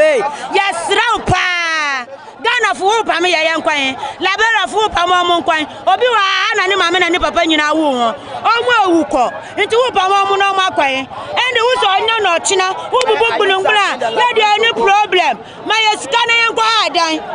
When I wish I would do some locoso, I shower locoso, and mine be a shower, Mutiablo, Timam crash our Acrofu, Inti, who's a good Labera for, now Pamela Labera for, not Ghana for the Ayadai. And the Yanina Yayabago, and this out to whoop a mayor, dear, Maya Scana Yanko, Obuokitama 7, Obuokitama 8, Obuokitama 6, Miamijina, Wemini, and Sabikitama 6, Minukunu, Miba, Dan Cranche, Mada Bontia, Maba, Dan, who to me, and Yaduma, Nico Chromatimi for 2 Mawo, my fan voter must have been a Bobu camp. Masumjembla Ghana. Ubatina sukra yehudi awuya maye. E comedy ye. Ya to wa ye nto. Ya chichire ye ye. Ya baby ye. Ya baby ye. Camp ububu na. Mini baby amako. Me da bontina me bai. Many brisam na me kanu. Me mo bin kancha me se jai me ka. No kra ya ba ko pe. Me wunda me wu. Oman peni maka na wunti atina ba chimi achemi. Camp for ya badam kaka. Akranfu baby ya. E wudi samu baby ya. Mimi ba dan chali not say who to me dia wa ha me to say me come feelings o say me come feelings iti o ma beni ma Akufuado yes rew be we yamboa be ma yesika na yanko yes rew ma ama so say o ma bua Ghana man na ya leble jeje ja man into on ba bua ye say jeje wo wanka we nyina mba jeje atiasa ka we nyina mba jeje tiasia aka we nyina mba jeje winti huminu so asole iti ye bani chaw wudi on bua ye yesre no ina no china de okaso ogugugunungu na eye yie. They say they won't extend the time. The district assembly should know that everyone have their relative everywhere. You have a brother somewhere, and they have never put any fire behind them like this. Okay? He's a human being. He should listen to a fellow human being. He's a human being. He should listen to a fellow human being. Maybe something might happen. He expects people to feel pity for him, so he should have that same compassion of other people. Are you getting what I'm saying? He should have compassion of other people. One like me, like I told you, I have been here since 1990. I came at the age of 15. I was like this little boy when I came here. It's by the grace of God I have grown here. Okay. Due to the war in my country, Liberia, I don't know the word about my parents. And since I came, I have never gone back. I have never gone back. So what do you expect me to go? After you have broken all the places that we are sleeping. So what do you expect me to go? After you have broken all these places, what do you expect me to go? Then you want for the thing that happened to me some time ago, what happened? Maybe I might not survive it. So please, we are begging them to extend the time. This is what I'm supposed to say. We not get any place to go. You understand? We get mother children in the horses, and not everybody get money to go rent house or do what. Even the lockdown come, they lock the border. West play will pass when they say we should go back Liberia. Since from Liberia, I was very small when I came to Ghana. You understand? So I stay on here. I know my people, they not living again. They die. You understand? So I know they want to go back to my country. Just like that. Yeah. So they should help us. We will not be in the horses, then they be breaking horses down. Me, myself, my mother, she owner. She ain't able to work. So if they break the horses down, which place will go? You understand? So they should get patience for us and help us. When did you come to Ghana? Since 1990. So you've also been here more than 30 years? Yes. That time I'm small girl and I'm grown that time. But now I be 40 something. My mother so when my children to the day, money not there now, things hard. You breaking horses then down on us. Which place we won't go? But maybe by 1990, the only festival I Ghana. What is the buy? Now the air say, ya better cap we much. Ya we and Begua. Ya we and Begua may say, maybe ye. And they see almost young free uncle. Hey, ya. Hey, yo. Ghana had a winning scar. Some of the Ghana phone po. And some children are winning scar. What's a mob? Sana, yes, you'll have say, where as my mobo. Hey, yes, I ain't Ghana for a woman. On my jam, mother, we assume you are struggling, man, penny for. You are trapped for so many years. No, see, uncle. Hey, ya. Hey, ya, papa. Hey, yo. No more, dear, me, yellow sign from what I say, no one kind would say. Assassin way, Senya Sassy way. Almost what I bury you. Senya Sassy at Tissue. Senya for Sassy at Tissue. Almost what I bury her. Almost freedom or it's your summer. Almost who say, I won't tell her no more who say. I don't want to know. Son, as your crop was here for the go. It is some pommy and see free and as you can pam. Near Bonnie and say, Papa. Wo you are phone son, no wash to wash out there. Jamaica Italian for no, so wo you are phone son, no was wash out there. Italian for no one jay, I dear more yano, assassino, one jay. na mo be Ghana government said the AC wa na mo the Liberians no on bo mo dey ambie border on bia border no yeah ba ko Ghana for so baba nti ya said on bia border no ba border ni dem.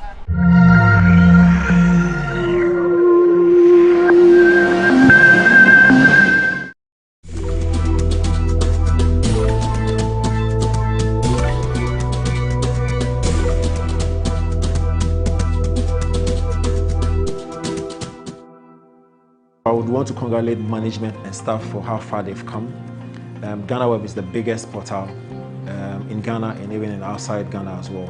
For the people outside Ghana, this is their go-to portal. And anybody outside Ghana will tell you that GhanaWeb is where they get their source of news from.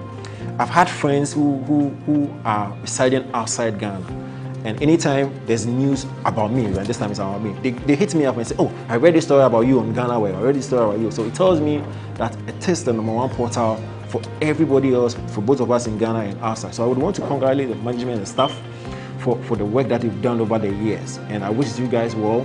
I pray for strength, for success, for favor, and for special grace, that you guys will live on to be 50, 70, and 100 years. Congratulations to you guys.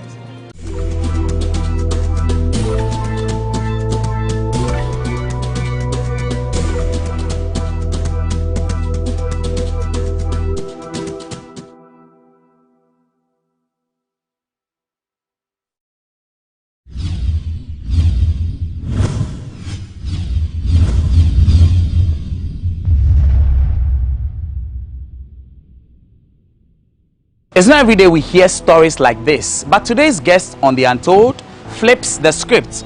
Born with a silver spoon in her mouth, she speaks about her perspectives about what she understands life to be for someone who is an abnormal child. Also, she gives us a perspective into her naivety and some of her biggest mistakes and how they've led her to where she is in life today. Welcome to this week's edition of The Untold here on GhanaWeb TV with me, Eche Atisu, as we speak to a life coach, Queen Esther Jackson, on this edition. Once again, welcome. Let's take you right into the story now.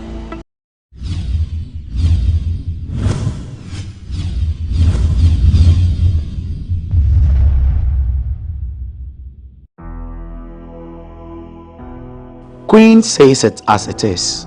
She was born with a silver spoon in her mouth, but her story will not follow most of the narratives for such persons, and she explains why. I typically don't have the story of I was born from here and I raised the air. No, mine is different. I was actually born with a silver spoon in my mouth. Seriously, I was born with a silver spoon in my mouth. I was born to a father who was in the military, but he was way up there. And my mother was a businesswoman, so I mean life was good, very good, very good. I was born in the house of maidservants, nannies and all that, so life was pretty good when I started life.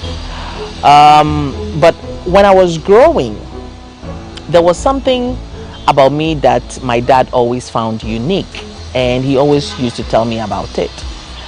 And I remember every day, my dad is late, actually my mom is also late, but every day he used to tell me that, Esther, you are a born bright person, you are unique, you are different. Because when I started school, like, it was like I was always the odd one out, and the odd one out did not mean that I was down there. The odd one out meant that I was too smart for my age. One, I was too smart for my age, and two, I was huge. I was a big boned person.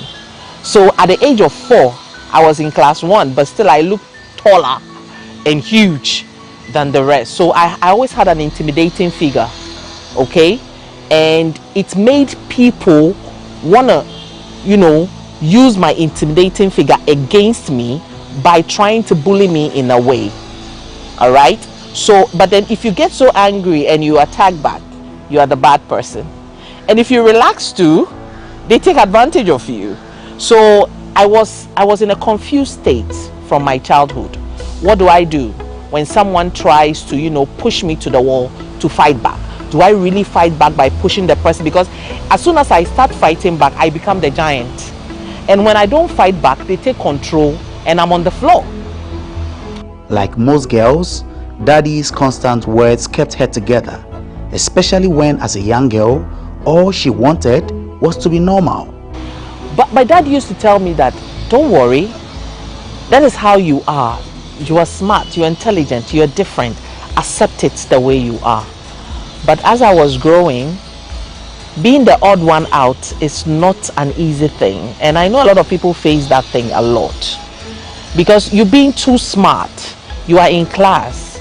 Things that other people, because I remember when I was in class 4, I used to go to class 6 to go and learn. And I was doing homework for people in class 6, but I was in class 4. You know, I was just too smart for my liking. And it made me have names like Too Known, or you know, that kind of thing and all that. So it made you feel like people don't really like you. And that is when you start sliding back in life, when you start thinking like that. So, well, when I was growing, it was good, everything was nice. But as I said, my intelligence was always the problem. So having friends became an issue. And I really also wanted to be normal, because I was thinking that the way I wasn't normal. So I wanted to be normal. So in order to be normal, I go to the people, you know, others, and I ask them, how can I be like you? And then they tend to take me down a road where I shouldn't go. So I even started some huge negative vices. You understand? I smoked my first cigarette at a very tender age because I wanted to be normal. You know, I wanted to be normal. I want to be like everybody else. I don't want to be the intellect that I am. So I grew up, went to school, went to a lot of schools because we're moving from here to there. Vacations, I was going out of the country. I was learning other stuff because I remember instead of going to JHS, my dad stopped me from going to JHS and made me write GCE O level, and then I did A level. So my mates, who were like people I'm supposed to call mates, I became older than them because I was writing GCE O level with people who were much older than me, and they are the JHS and the S. So we were the first batch, but I wasn't allowed to. My dad just squished me from there, and I don't know, but there was this pride in my dad about me being too smart, and it created a problem for me even at home among my siblings. Okay, I became too smart. I became too, in Ghana they call it too known, right? I became too known and all that. So it wasn't fun. I mean, being a child and being that kind of a person. I managed to struggle my way through.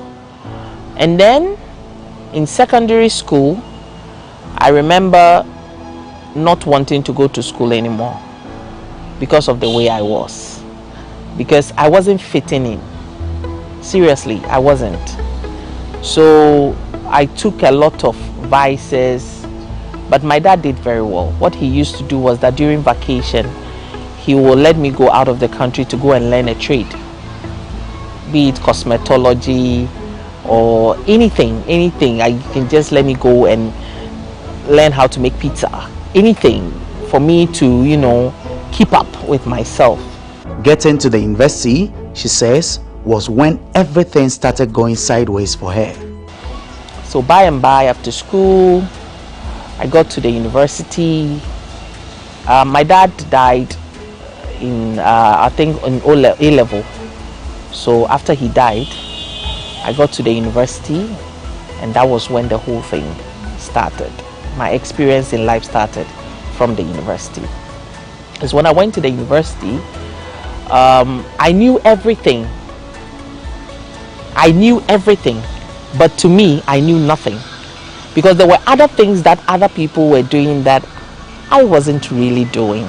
Like having a boyfriend, you know, going out with somebody to go buy pizza or something. I never had the chance to do it. So I was always like, I'm not normal. So I can sit for a whole day and listen to girls tell their experiences about going out with married men, this, that, which I wasn't having. So in a bid to be like them, it got to a point in time in my 3rd year, all I was thinking about was to get married.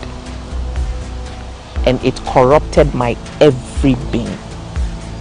I want to get married. I want to have a man in my life. I want to have a honeymoon in Bali. I want to do this. I want to do that.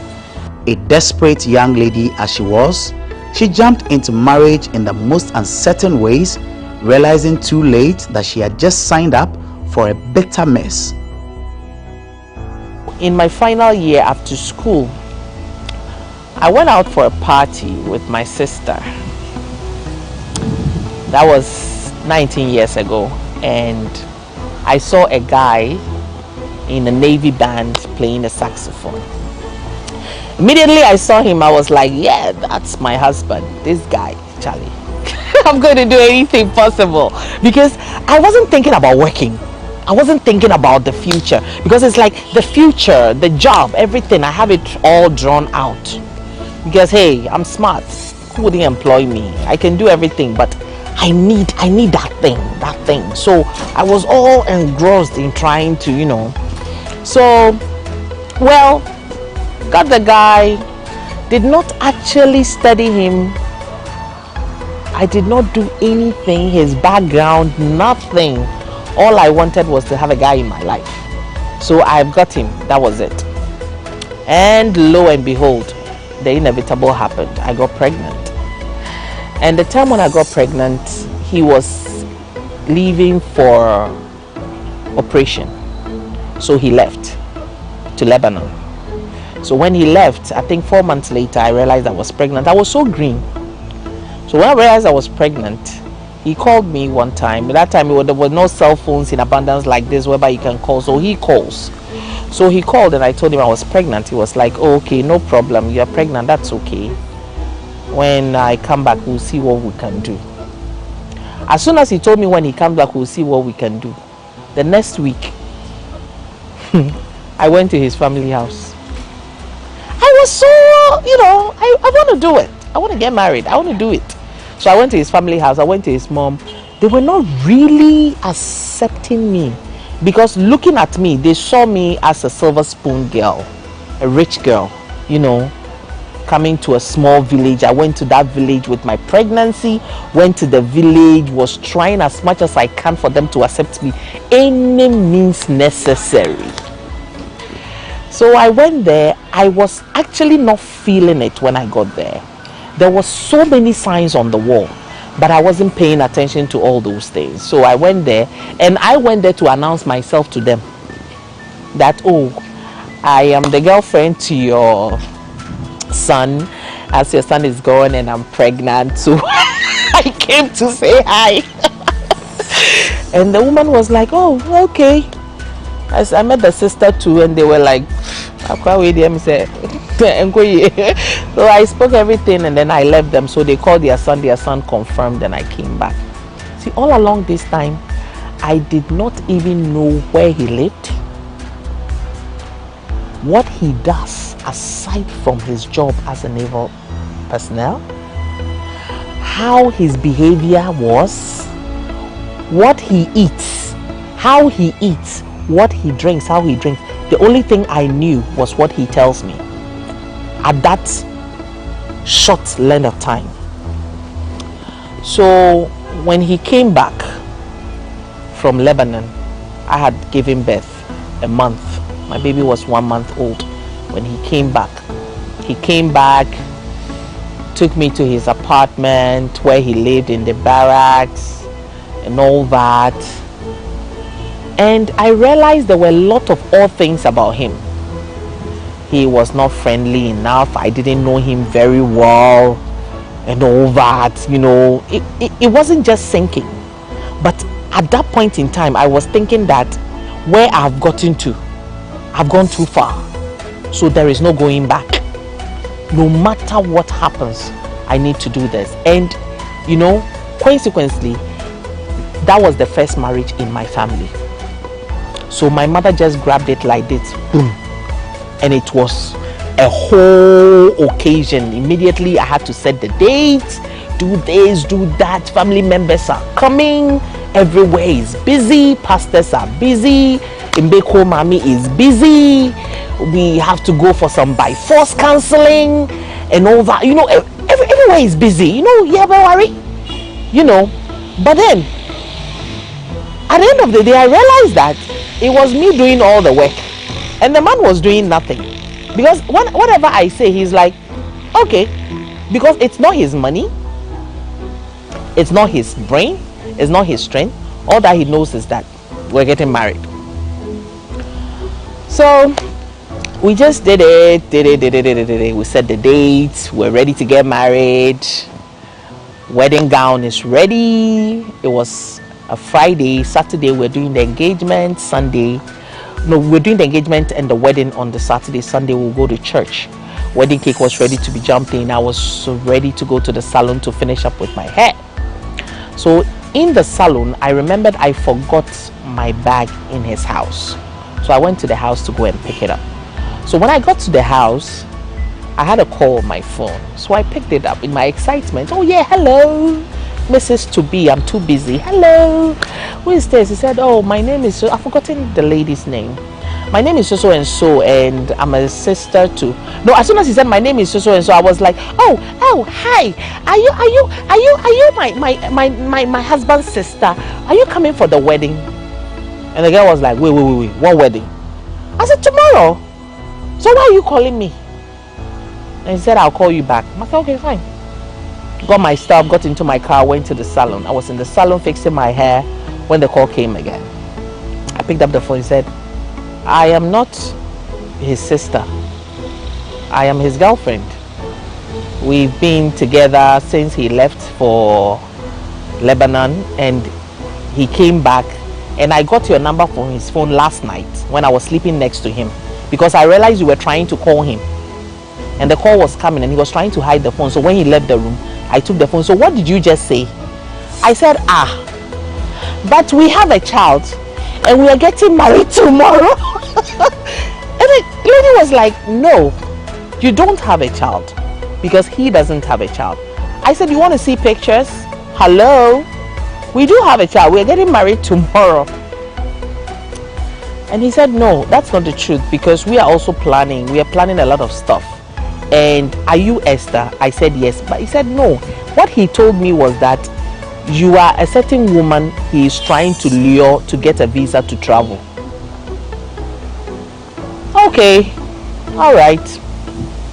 The shock was just unbearable. But at that moment, I had some rage in me. I had some serious rage. So I just told the lady to stop doing the hair, because we are finished fixing the weave on. It was left with the, we call it tonguing, curling. So I said, okay, you can do the curling tomorrow, but I need to go do something at home. What society thought of her at that time meant so much. It overshadowed her conscience to the point where she concludes her wedding day was the worst day of her life. I just started my car. I got to the parking lot, I parked. I was walking home, and in my walking, I was telling myself that I'm just going to tell my mom that the wedding is off. I was walking boldly in an angry manner. But when I got to the front of the house, seeing people cooking, my family members had come. Chicken, clucking, goats bleating. This one is cooking in Katinkwine. And as soon as I got there, you know, Fantis. Are you for? Oh, are you for? Oh, as soon as I turned around, I saw my wedding cake being ushered into the room. They are sending my wedding cake into the room for tomorrow.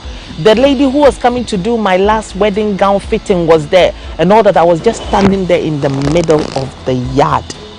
And at that moment, I just buried all my feelings, and I took the feelings of what society and family will say if I should cancel the wedding. And that was my worst mistake in life. That was my worst mistake. I started thinking, what is my mom going to say? What is society going to say? People are going to say, I have a child without a husband. People are going to chastise me for not getting married. People are going to say I cancelled my own wedding. I'm going to be like an outcast. No, I'll go ahead with this wedding. So I just went into the house and then I called him. And then he asked me where I was. I told him I was at home and I said I wanted to see him. He said he was at home. And instead of me letting him come to me, I still went to him. So when I went to him, I asked him, who is this girl? He said, what? I said, well, this girl called me and told me that you said the only means you need ways and means to travel, and you need a visa. That is why you are with me. So tell me, what is going on? He said, that is not true. We are getting married tomorrow. Or you don't want to get married. You want to cancel it, I cancel it there. My dear, I couldn't say no. In fact, my wedding day was the saddest day in my life. Because I wasn't there. But I was just doing something. Just for the day to just go. His family also came and they really made me see that I wasn't their class. Because they are poor people.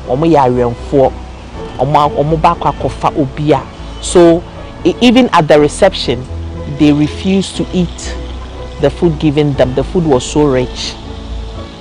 And they just sat there for some time. After some time, they just got up and started looking for their son to give them lorry fare to go back to their village. The only thing that the man bought for himself was his jacket. He didn't know how the wedding rings were made. He didn't know how the food was made. He didn't know anything. And trust you me, I did all those things with my own personal money. Because as soon as I got pregnant, even though I was in university, in my final year, I was still working. I got a cosmetic shop. I'm a hardcore lady. I like to make money. For me, my core value is to make money, because I always tell myself it is glorifying to sit in a Range Rover and cry than to walk and sob. So I love money. Me pesika. If money could be eaten with fork and knife, that is what I will eat. So I don't hesitate in doing anything to make money. And by the time the wedding was over, my capital was gone. My capital was just gone. My business was down. But I was wearing big rings with a zirconia red stone on it. Mrs. So and so. She was abused and looked down on, but Queen explains why it wasn't his fault. We moved to the house, and that was where the whole thing started. The relationship started in an unbalanced way. I was the one doing everything. He was doing nothing. So the relationship started unbalanced. So it couldn't balance because he hadn't gone through the process of meeting me halfway, anywhere, anytime. So nothing was balanced. So he can do anything and everything without thinking about the way I will feel or the way I will react to it. All that he knew was him and how he would get through life. The rest was a story because I can handle everything. When I see people going through this now, I laugh because a lot of people are going through it, I swear. So we're in an unbalanced relationship, going, coming. All that he cares about was to do what he feels he wants to do at a particular time. And before the wedding, I saw him playing the saxophone and I was like, oh, one day I will really make you a jazz artist. I really want you to be a jazz artist. I want to see my husband standing on stages playing the saxophone and all that. But there was not a single day that he even said, one day I want to see you as the biggest entrepreneur in the country or anything. No, he doesn't care because the whole work is done by me and nothing is done by him. So I did not allow him to be the man he was supposed to be. And that was my huge mistake because I turned the hands of nature. And when you turn the hands of nature, it comes to hit you back. So nature started really teaching me how it can hit me back. Because the worst thing that can happen to any woman on earth is to stay with a selfish and someone who doesn't choose when you are concerned. Because you are a woman, at a point in time in your life, you will need someone to be there for you. That is how nature made it. So I was doing everything by myself. If he comes home and the child has made maybe a mess in the living room, he starts shouting, and when I talk, I get beaten up. Because if it was at first, I would have said, okay, he was a bad person and all that, but it wasn't his fault. This was where he came from. And you can't change somebody who came from the gutters. You can shower him. But trust me, he has smelled the whole thing into him. It is in his being. You cannot change him. So as I'm sitting here, if I tell you that I blame him for one day, for whatever happened to me being a single mother, I am a fat liar. Because I should have known my standard and where I am to pick somebody or to choose somebody to my standard. But I decided to be God, to call myself God Esther, to pick somebody from nowhere and mold him for myself. She was eventually thrown out of her new home along with her 1-year-old child, but her born bright, smart, not giving up spirit again became her comfort. We went on and on and on and on and on, and one day he just picked up his bag and left. Alone, left me alone in the barracks. After a week or so, I was called. I was asked where he was. I did not know where he was. They started saying that, well, as a military person being in the barracks, you can't just get up and leave. And when you are a woman married to a military man, you're also a military person. So you need to provide him. I went through questioning with my 1-year-old child. It was terrible. It got to... Sorry, can you cut this?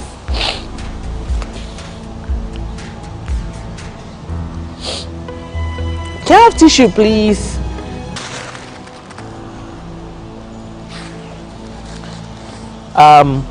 I remember I was at home. There was no food at home. The only thing I have was a can of Cerelac for my son. And I was thinking where I was going to get the next food from, because the shop was not really doing well. I had come fresh out of school. I've not even started working. I'm having a baby. And I was picked up from the barracks to go for questioning at the marshal's office. And I was asked questions as to where he was. And to cut along, I left something in our honeymoon. We actually went for our honeymoon in Dubai. And even in Dubai, he cheated on me on our honeymoon. So they were of the view that as a military person, he's not supposed to travel like a civilian.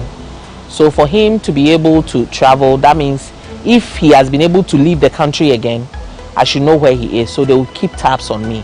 Meanwhile, they gave me time to leave the barracks. I didn't know where I was going to go to. But the only thing that kept me going was that gift that my dad always tells me that I have. That born bright, smart, hardcore, persistent, not giving up spirit in me. Because we had to move back to my mom's house. My room in my mom's place had everything there. I still had my bed, I still have my sofa, I still have my TV. So the things in that room, in our room, in me and my ex-husband or whatever, our husband's room, I didn't know where to take it to. So I made a friend help me. We took them out, went to the market and sold them so cheap. Got some few coins, and then I put my son in school. So I put my son in school. Then I came to tell my mom that I was giving out the shop for rent for some years, and then I was going to go to the UK, buy a ticket, go to the UK and see what life has for me. life picked up for her and things seemed to be going quite well again, or was it not? I left the country, and then I left my son for my mom. So I left, went to work a little, got some money, came back, started again. And God being so good, when I got back, I got a job with Toshiba, the franchise holder in Ghana. So I started working with Toshiba. When he left, I think he was deported. When he left, I had already gone to my mom's place. So I was given a job because I hadn't done my national service. So I started my national service at GBC. And then he came back. When he came back, of course, he ran back to me that he went and he's back. And Awo, they are looking for him in the military. So he needed some place to hide. So I went and took a loan again because I was still the missus. Don't forget that. So I went and took a loan, and then we got an apartment. So I moved out of my mom's place, but I left my son with my mom and then went to live somewhere in Accra. And that time he said he had started his musical career. So he was going to studios and blah, blah, blah, blah, blah. I was still supporting him. Till one day, the inevitable happened. He left home. We had an argument. He left home and I was looking for him. So I went to where he went to, where I know he will be the next morning. I got there and he was with another woman there. I don't know what happened at that moment, because when I saw him and I was like, look, who the hell is that? You know, I started ranting and raving, and then suddenly I just went off. And I woke up about 3 weeks later and I didn't have memory of a lot of things. I woke up with amnesia. This amnesia lasted for 8 years, as a matter of fact. So I had amnesia, and then he continued with his life so easily. Once again, life was so much better for her, but the forces of life came back knocking at her heart. So I had to pick myself up, and that was why I got the job in Toshiba. I was doing very well, very, very well. My son was going to one of the #1 schools in Ghana. Life has become good again.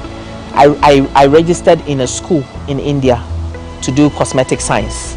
So I was going to school and I was working. I was traveling all around the world with my son. Life was good. Life was so much better. But trust you me, I made a mistake again. Because at that time, society, when I was going through all that trouble, society got missing. Family got missing.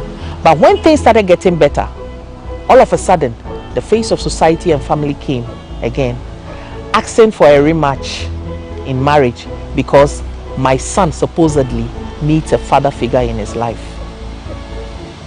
You're doing well. Your son needs a father figure. Your son is getting spoiled. Do this, do that. Get somebody. Get a father figure. Get a father figure. So I went to Europe for summer holidays with my son, and I met someone again. I met this person again, and suddenly when I met him to buy one ice cream for my son, hey boy, how are you? Immediately I saw him as a father figure. Oh my God, you know what? It's a blessing to be born in Africa, because if you can survive the system, you can survive anywhere. Because immediately I took pictures were on my Facebook. My mom saw it, my late mom saw it. My late mom was like, oh, he's so cute. Is he married? Is he a Christian? Oh, then he's the one. So he became the one again. I didn't take my time again to really get into things. See how his emotional abilities will even carry him far if my son should even push him to the wall. Suddenly, my intellectual brain started planning life.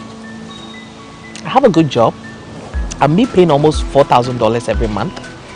In fact, for about a year, I don't even touch my salary. I touch my salary when I'm going for holidays, because the allowances alone takes care of me in Ghana. So I'm doing very well.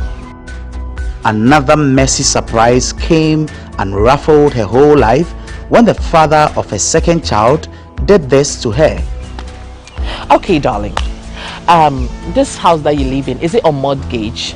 Oh yes, so it's on mortgage, but you know, it's hard here now. Business is bad. All of a sudden, job was bad and all that. Oh, okay. Well, since we're together and all that, I can take care of half of the mortgage for you. I was living in Africa, but I was paying mortgage in Europe. Whereas I could have taken that money and even bought any house in mortgage in Europe. But at that moment, it's all about getting a husband and a family. The hunger for having somebody in my life corrupted my every being. He came. When he came to Ghana, the first thing he did was to sleep with my PA in my own house, in my guest room. I had already shown him to my family. Society had seen us. Look, I remember I told one woman next door, and it was like, that is how every man is. Keep quiet. If you keep quiet, nobody will hear. Just sack the girl and move on with your life with the man.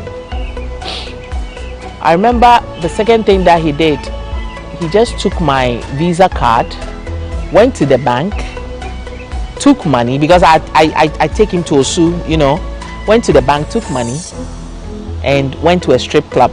There was a club at Osu, went to a strip club. I was looking for my Visa card because there was no money at home. I wanted to take the card to go and buy some stuff for my son that evening.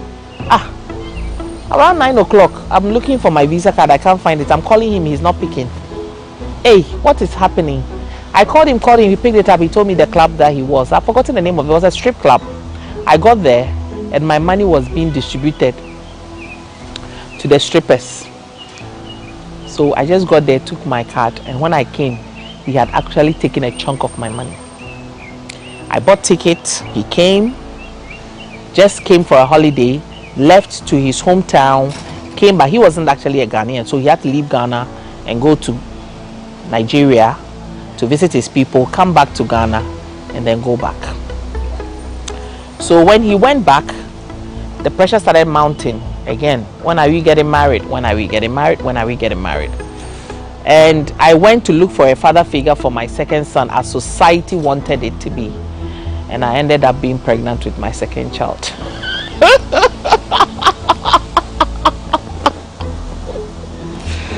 Okay, so I'm pregnant with my second child.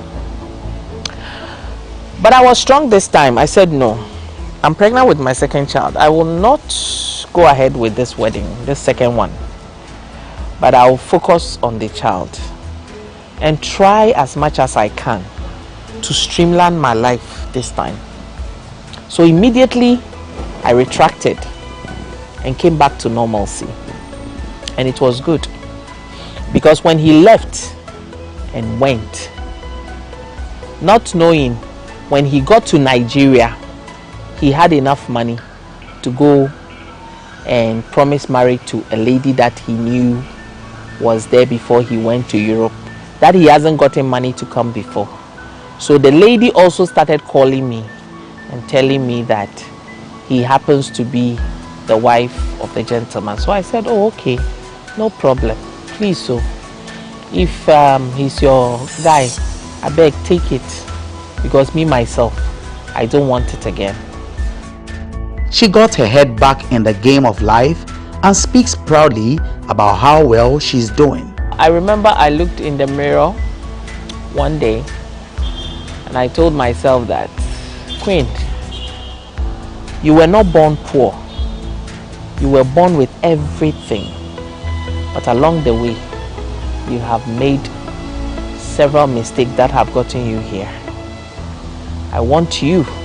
I looked in the mirror and I told my image that I want you to promise me that from henceforth, you will make it work and restore yourself back to where you are supposed to be as a single parent. And I made that promise to myself.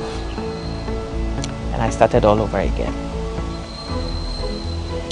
And today, I can proudly tell you that I have my own business I'm running, a cosmetic company. I have other businesses that I run. I import cars and other stuff. My biggest son is now 18 years in a good school. My youngest son is now 11 in a very good school.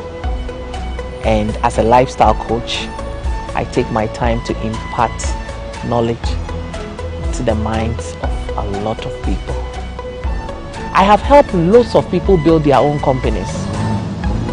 Because in between the time when I realized who I was and what I wanted to be, I needed a shortcut because I didn't want to start from zero. So instead of me staying in my kitchen trying to make hair food with my spoon and spatula, I needed some bulky money to start something somewhere. So when I see somebody who has the money, it's like, I want to do it, but I don't know how. Oh, I can do it for you. The person feeds on my intelligence, takes everything that I have at that moment to build him or herself up. I get nothing. And then when he or she is okay, he just throws me to the curb and I come back to square one. Queen explains why her mother always encouraged her to get married. You know, I don't know about if there is a modernized way of the old mothers doing things differently. But my mom was the kind of mother who had redemption through marriage. So to her, marriage was everything. So when I went and the first one did not work and I came back, it was all about pray. God will make another way. I don't know if there are other mothers who see differently, but that was how my mom sees things. Because she had her redemption through marriage. Seriously. She was in a village, a rich man came to the village, picked her up, married her, brought her to the city, and she became who she was. So to her, marriage was everything. My siblings, well, we are 8 in number actually, we're a lot.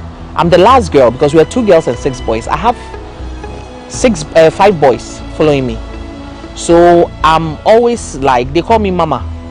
I'm like the mother, you know, because of my stature and everything. And I do something they call me penisem. I always like to take care of people. I take care of people more than I'm being taken care of.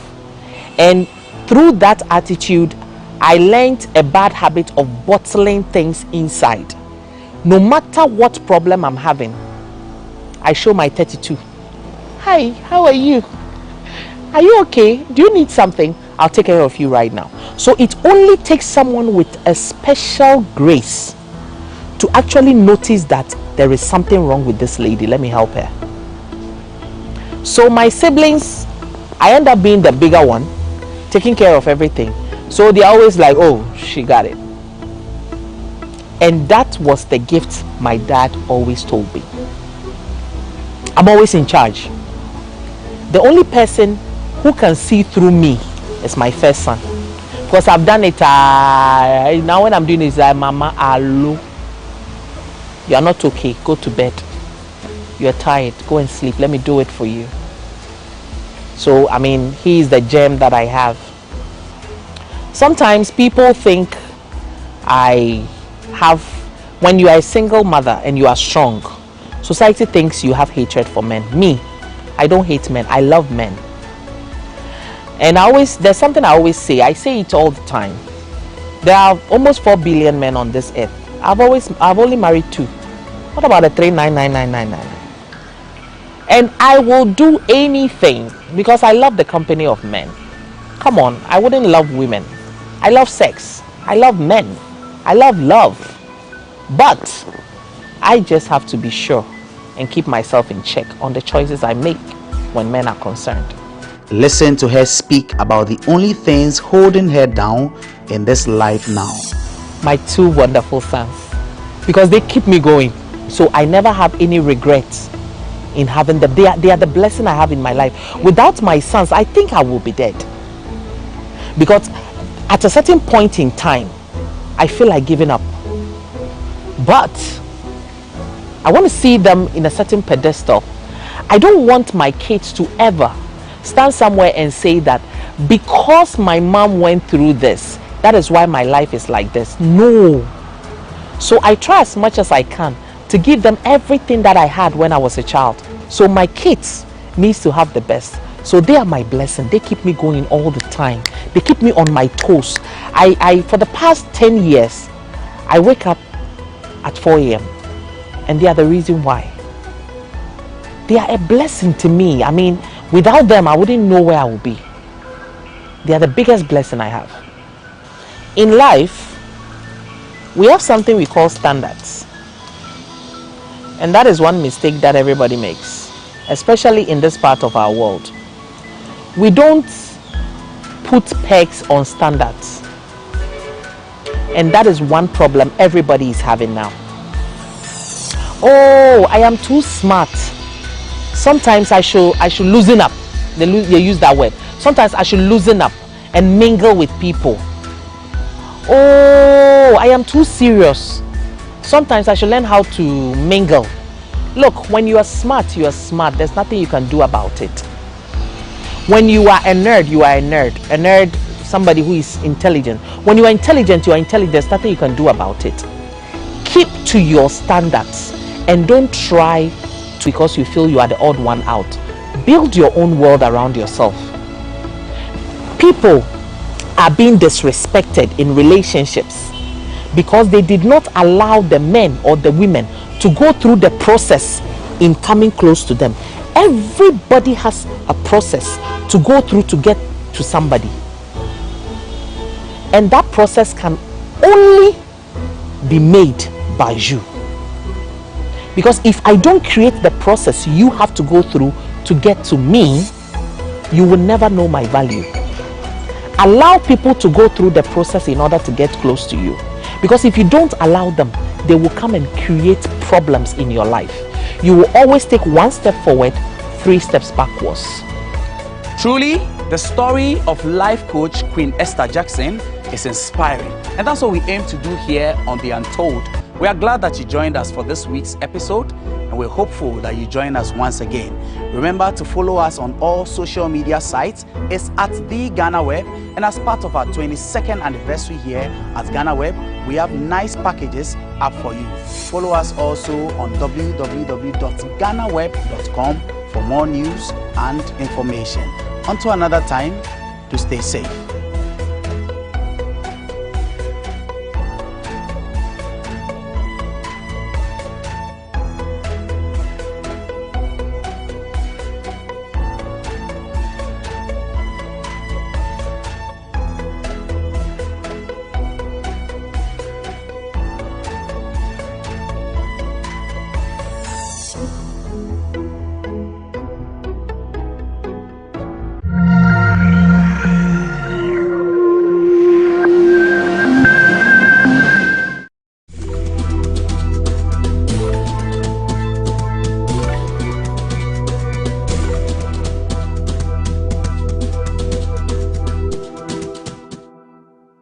I and the body I represent, the Alliance for Christian Advocacy Africa, want to wish GhanaWeb, the management team, very well.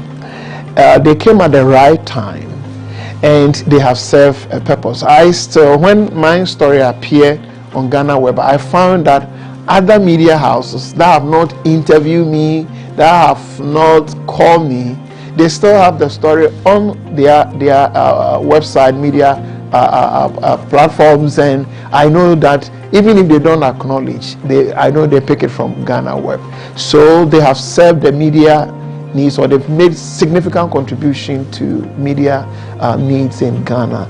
We wish them a very good future, but we pray that they will also need be find a way of reducing the hurt that people are going through, because it seems to me people who receive some kind of abusive feel hurt, but they may still want to go to GhanaWeb because of its uniqueness. We wish them a very fruitful years in the coming years and days ahead of us.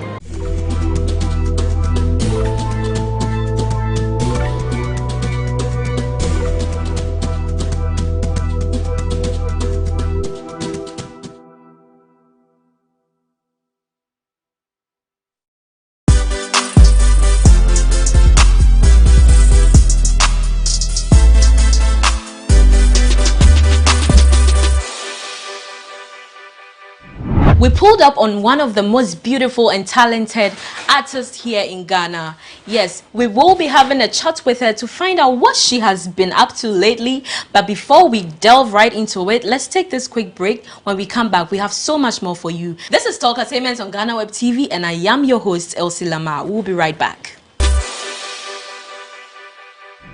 You're welcome back to Talkatainment on GhanaWeb TV, and as usual, this show is proudly sponsored by Cheesy Pizza. Cheesy Pizza has all you want from juices, smoothies, jollof rice, fried rice, spaghetti, and meatballs. We have great deals for you all week round. Cheesy Pizza gives you the McCheesy combo every Monday and Thursday. With only 49 cedis, you get one small size pizza, fries, and chicken, one Coca-Cola at all pizza branches. Tuesdays are Super Tuesdays at all your Cheesy Pizza branches. Buy your Super Family Pizza at half price every Tuesday for 40 cedis at all Cheesy Pizza branches. Be a part of the midweek bonanza every Wednesday. Buy and get one free at all Cheesy Pizza branches. And also remember to start your special weekend with our special jollof and fried rice from Cheesy Pizza. Every Friday, call 0264 133 397. Call 0264 133 397 to place your order. Cheesy Pizza, your way. And like I said, I have here with me the beautiful and talented Adelaide Asia. Hello, Elsie. You're welcome. Thank you. You are welcome to Talkatainment. Thank you, Elsie. How are you doing? How have you been? I've been wonderful. You? I can see you look good. Thank you. Thank you. So tell us, what have you been up to? Okay, I've been up to still my music. I'm putting one or two things in place. I would actually be releasing very soon a single. And yes, I think currently that's what I've been up to. Oh, okay. Yeah. So, within the last time I think I set my eyes on you was on VGMA Red Carpets where you were looking ravishing. Yeah. Anyway, who made the costume for you? Safako Concealio. Oh, that was, you were looking good in it. Yeah, thank you. I'm sure you received compliments for that. Of course I did. Yeah. So, aside from you trying to come out with a single and all of that, what else have you been doing on the side? I'm actually planning to host a TV program. So basically I say that I love to put smiles on the faces of people. And I'm actually doing this currently through my music, but as time goes on, I'll be adding other stuff like advertisements and all of that. So apart from music, I'm planning the TV show I told you about, and very soon, yes, we'll be seeing it on air on TV. Okay. Yeah. But we know you to be Adelaide the singer. We know you sing. But what else are you talented with aside singing? Like aside singing, I love to act. I love to talk. So anything that has to do with TV presentation and advertisements, voiceovers, and all that. And I dance as a hobby sometimes. Yes, I think, acting and all those things. Oh, wow. Yeah. So before the show ends, you'll be giving us some dance moves. We want to see that side of you. All right. But with the acting bit, though, have you killed up part of your talent, or you still, when you get a chance to pursue it, you would grab it with two hands? Of course, when I get the chance, I will, with advertisements and everything that is inside of me. The moment I get the opportunity, I am not going to spare it at all. Who is your favorite actor here in Ghana? Who do you look up to? I like Nana Brown. And actor, I liked Majid Michel. I don't see more of him lately, but I think I still like him. What about Nana McBrown do you like? Because I see you both vibe a lot. Yes, yes. I like her versatility. I like her because mostly I see myself in her. I love to do so many things, and that's what she does, advertisements and all that. So I see myself in her most of the time, and that's what I admire about her. Oh, okay. So, wow. I'm just trying to imagine how you can be able to toggle between this acting. Okay, so Kumawood or the Ejako one or the Majid Michelle type? Which one? Okay, so my tree is not very good. So I like to do the English ones, but maybe once in a while, if the tree comes in, fine. But I'm not too good with tree, but I can give it a try. Okay. Yes, yes. So Adelaide, moving away from that, we used to see you in the company of the twins, Twist and B2, that's Dope Nation. Yeah. But lately, nothing have been heard or seen with regards to you and them. Yeah. Word out there was that they were your managers, sort of. I want to know, what's the current relationship between you both? Okay, with B2 and Twist Dope Nation. So everybody saw me out there with them some months ago. And this was because they're running a promotion. They said they were giving 5 beats to upcoming artists, 5 upcoming artists. And they chose me first. So that is when we did Wire Me. So after Wire Me, it got interesting, and then we did What's a God. We did one other song which hasn't been released. So yeah, that was it. That was where it ended, and yes, so I am no longer working with them. Was it saddled with any controversy? Well, because word out there was that they have deleted your social media account. How true is that? Well, the thing is, when we did Wire Me and then we did What's a God, and then we recorded one other song which hasn't been released, so they wanted to sign me on their record label. But for some reasons, I couldn't sign. So I had to get my handles, and then because I couldn't sign with them, they said they can't give me the handles because I am no longer working with them. So I had to create new handles. It wasn't suicide. On the other hand, I must confess that I really had a memorable experience with them, and I enjoyed every time I spent with them. And I'm always grateful for the leverage that they gave me. But unfortunately, we couldn't work again, and we're here now. But what deterred you from joining their record label? What was the issue? It wasn't really an issue. I had to go on a break, a health break, and all that. So considering the break and everything around me, I felt I shouldn't sign because it was going to come with a lot of responsibility. Yes, exactly. So I just had to pull out. But did they understand? Did they take it in good faith? I think they did, but we're different people. We take things differently. They had their own plans and everything for me, and they felt maybe they wanted to sign me on before going further with any other thing as far as my music is concerned. So since I wasn't going to do it, it just had to break. Okay. Yeah. So as it stands now, you do not have a team that is managing you. Am I right? Yeah, I do not have like a very solid team, but we're trying our best in the little way that we can. So would you want to put a word out there for people who maybe would want to come on board and, you know, help with production or anything? Of course, as far as my music is concerned, I think I need more people, any opportunity, companies and individuals that can help me realize my dreams more. I would gladly welcome them. Okay. So some time back, there were rumors that Captain Smart had given you a car. Yeah. Well, how true is that? Captain Smart actually promised to get me a car, but he hasn't given me a car. And yes. When was that?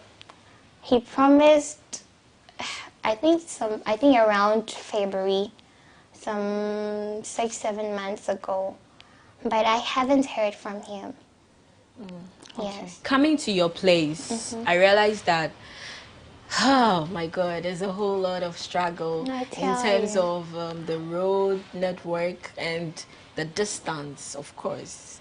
This place is really far from town. Sure. If you have to attend interviews or maybe an event, I'm sure it will be one hell of a tough time for you. I'm telling you. How is it for you? How is the experience with you and then your mode of transportation? It's really hectic, like you said. Mostly when we're ordering for Uber or Bolt, they don't even want to come here because this place is out of town.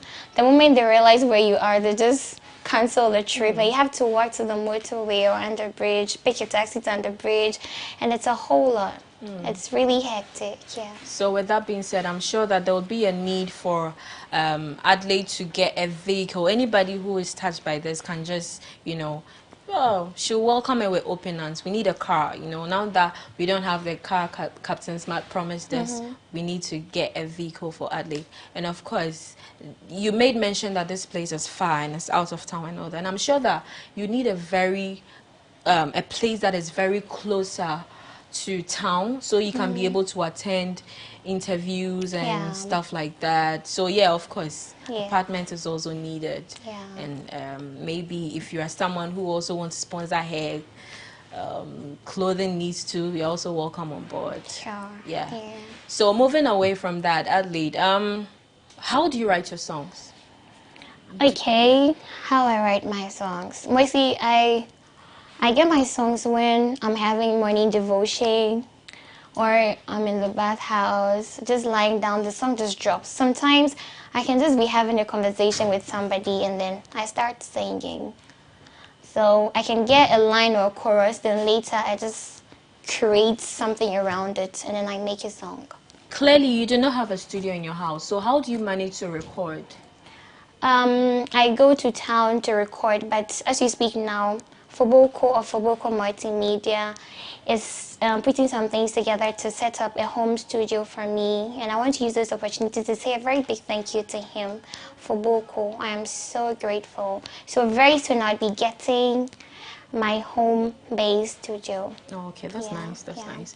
And you made mention of the fact that some people are plagiarizing your account, trying to create different accounts to extort money from the public. Can you expatiate on that? Not using my account, but they're going, I think people have my pictures and all that, and they're just telling other people they know me and opening accounts and all that, and distorting monies from people, which I think is really, really, really bad, and I'm not very happy about. I'm actually not happy about it. Yeah. Okay. So, Adelaide. Yes, I know you're a gospel artist and you delve so much in gospel music. Yes. But who are some of the artists that, when given the chance, you'd want to work with? The list is really long. I'll have to work with.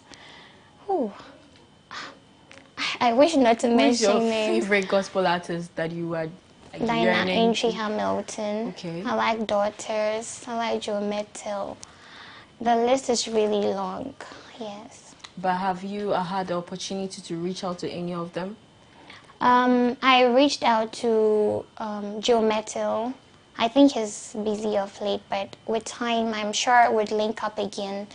And then I reached out to Daughters. Actually reached out to me, and it's positive. So let's just keep our fingers crossed. I'm sure I'll be doing something with them. Okay. Yeah. What are some of the lessons that you have drawn from your past experiences with your management? And it could be anything. It could be contractual and anything. What are some of the lessons that you have learned? Okay, I'd say one very major lesson that I learned would be anytime somebody opens their arms for you, just be very sure of what you're entering into and make sure you do your paperwork well. Know exactly your boundaries. Know what you're going into. So don't be too vulnerable to opening up to every opportunity. And then when maybe reality stares at you, then you find yourself wanting. But in the case of Dope, were there did you read and understand any contracts? Were you made to sign? No, I didn't sign like I stated earlier, but from the beginning, it was we're doing a beat for an upcoming artist. There was no paper on it, nothing. And then later I recorded 2 other songs, which only one was released before the contracts came in, and I couldn't sign. So yeah. Okay. You have made mention of some negative stuff. What are some positive ones that you have embraced from their camp? Yeah, so as I stated earlier, I said it was really memorable working with them. There was this kind of camaraderie relationship between us. They were more like family, and it's made things easier for me because I didn't know them from anywhere. I just saw them on TV, heard them around, and then I had to record with them, but they made me feel at home. So anytime you have to work with people, for your work to go on very well, you need to have a very close relationship, like something that would make you feel very at home, very much at home, so it will make your work run faster, so to say. Yeah. Okay. So on this note, let's take a quick breather. When we come back, Adley Desia is still here with us, chatting, and we have so much more for you. This is Talk Attainment on GhanaWeb TV.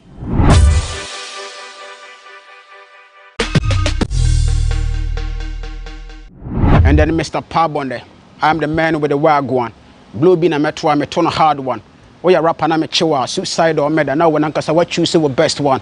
I'm the baddest bro, we killing to and fro. We going all out, nigga for be honest bro. When I'm a target bro, the man to a draw. Rap on a metapati, I'm also son say bro. All I want is Africa on the map. That's why nigga swap my sleep for a nap.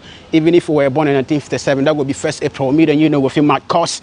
I'm here with the hellfire. Guys, you are so welcome to the Discovery segment on Talk Attainment here on GhanaWeb TV. I'm your host, Barbara Sinamboni, and I'm here with super talented, as you've already heard from him, hip-hop and hip lifestyle, Mr. Pap. My dream was to be a journalist, yes. But then I realized my musical career way back in SHS, and moving forward, I you know, when you are good, or maybe when people see that what you're doing is good, that motivates you. And finally, I have to choose it as a career, since people really want to hear more of me. It did not really start like, you know, like this, but when you believe in yourself, you know, yeah, you keep on, and you know, all the time you have to also learn.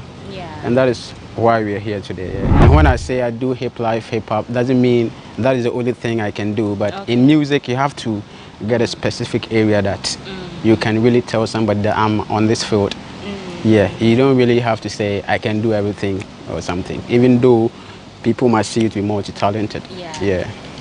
Poverty must die, and we here for the motion. I promise to buy my mama house, my papa soon me, yeah. But everything don't scatter for the nation. The rich man getting richer, poor man getting poorer, yeah. But we know giving up a crowd, yeah, and a crowd, yeah, and see. Yeah. Now, where can we find your music? Which digital platforms can we find your music? Okay, all the streaming platforms you can ever think of. You can search me there. But then YouTube too. The videos are there that you can watch. Both Zulu songs have short videos for them. Right. Yeah, so. So what's your YouTube channel, Mr. Pab? Mr. Pab Official. Okay, please spell the Pab out for them. P-A-R-B. Mr. Pab, the meaning is actually Pan-African Rap Beast. Oh, okay. Yeah, so yeah, Pan-African Rap Beast. Yeah, so it's P-A-R-B. Okay. Yes. Okay, and are you across all other social media platforms? Instagram, yes, Facebook, Twitter, Instagram, Facebook, everywhere, Mr. Pab. Right. So this has been the Discovery segment on Talk Attainment on GhanaWeb TV. My name is Barbara Sinamboni. We go back to Elsie.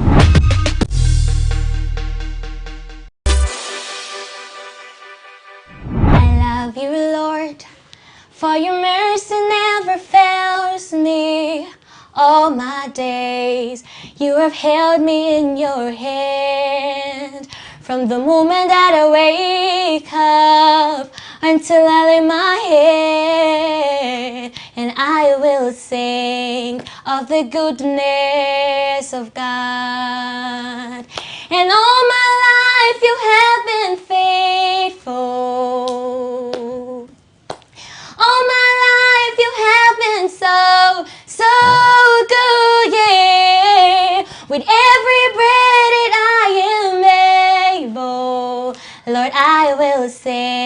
sing of the goodness of God. I like the chorus of that song. Okay. Your goodness is running after. It's running after me. Okay. Your goodness is running after. It's running after me. With my life laid down, I surrender now. I give you everything.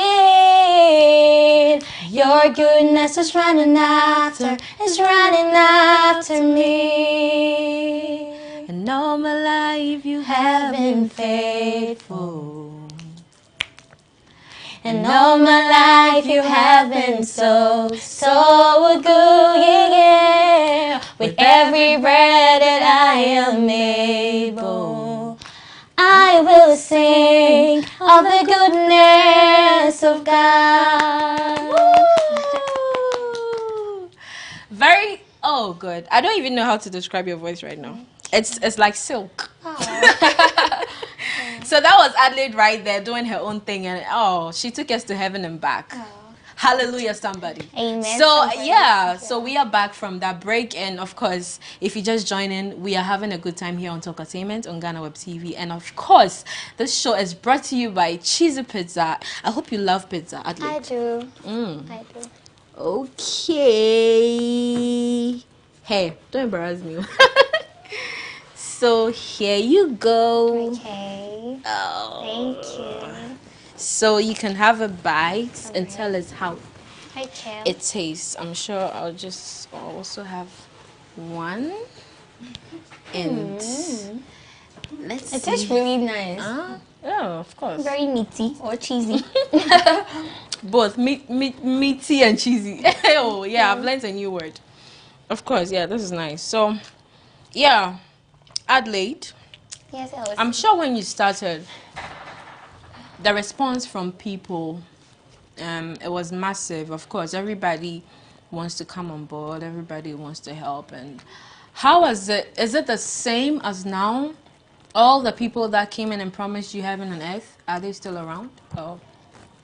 Well, it's not like before, but it's understandable. There are people. I'm still optimistic that people are still planning to give me the chance or give me more opportunities to bring out what I have to. Even though, as you speak now, there are a couple of people I haven't heard from, but it's cool. With time, I'm sure they'll come on board. Oh, but what? Can you give us some names? Maybe after hearing you on the show, it will be a reminder to them. Like, I would say they know themselves. No, give us names. If I mention names, maybe there are other people that would like to comment. Because I don't mention their names, they will say, okay. Mention the ones you can remember for now. You want them to come. Okay, I want to hear from Daughters of Glorious Jesus again. Of course, Daughters. I want to hear from Joe Metal again. I think I'd and Anama McBrown. Anama McBrown, I'm still in touch with her. I'm sure she's very busy lately. Yeah, so yes, she's indisposed at the moment. So Adelaide, what is the way forward for you? Okay, the way forward for me. So as I said earlier, I'm currently working on the single. We'll be having my studio, Kankesi Fubuku, very soon. And I'm planning to host a TV program. The thing is, mostly I say it's not, I know people will just continue this from me. It's not what you're doing, but what is behind what you're doing. I just want to be an eye buddy to even people who can see, people who do not have particular or peculiar conditions like mine. But more especially to people like me. I want people to see me and see possibility. I want people to see me and have hope for tomorrow. So I'm just going to bring out everything inside of me, like do the advertisements, do singing, do everything that I can do that will put smiles on the faces of people, that will rekindle hopes in the hearts and the lives of people. So with time, I'm sure I'll be getting more opportunities and all my dreams are going to be realized by the grace of God. Amen. You speak very fluently. Did you have dreams of becoming a media personality whilst growing up? This is interesting.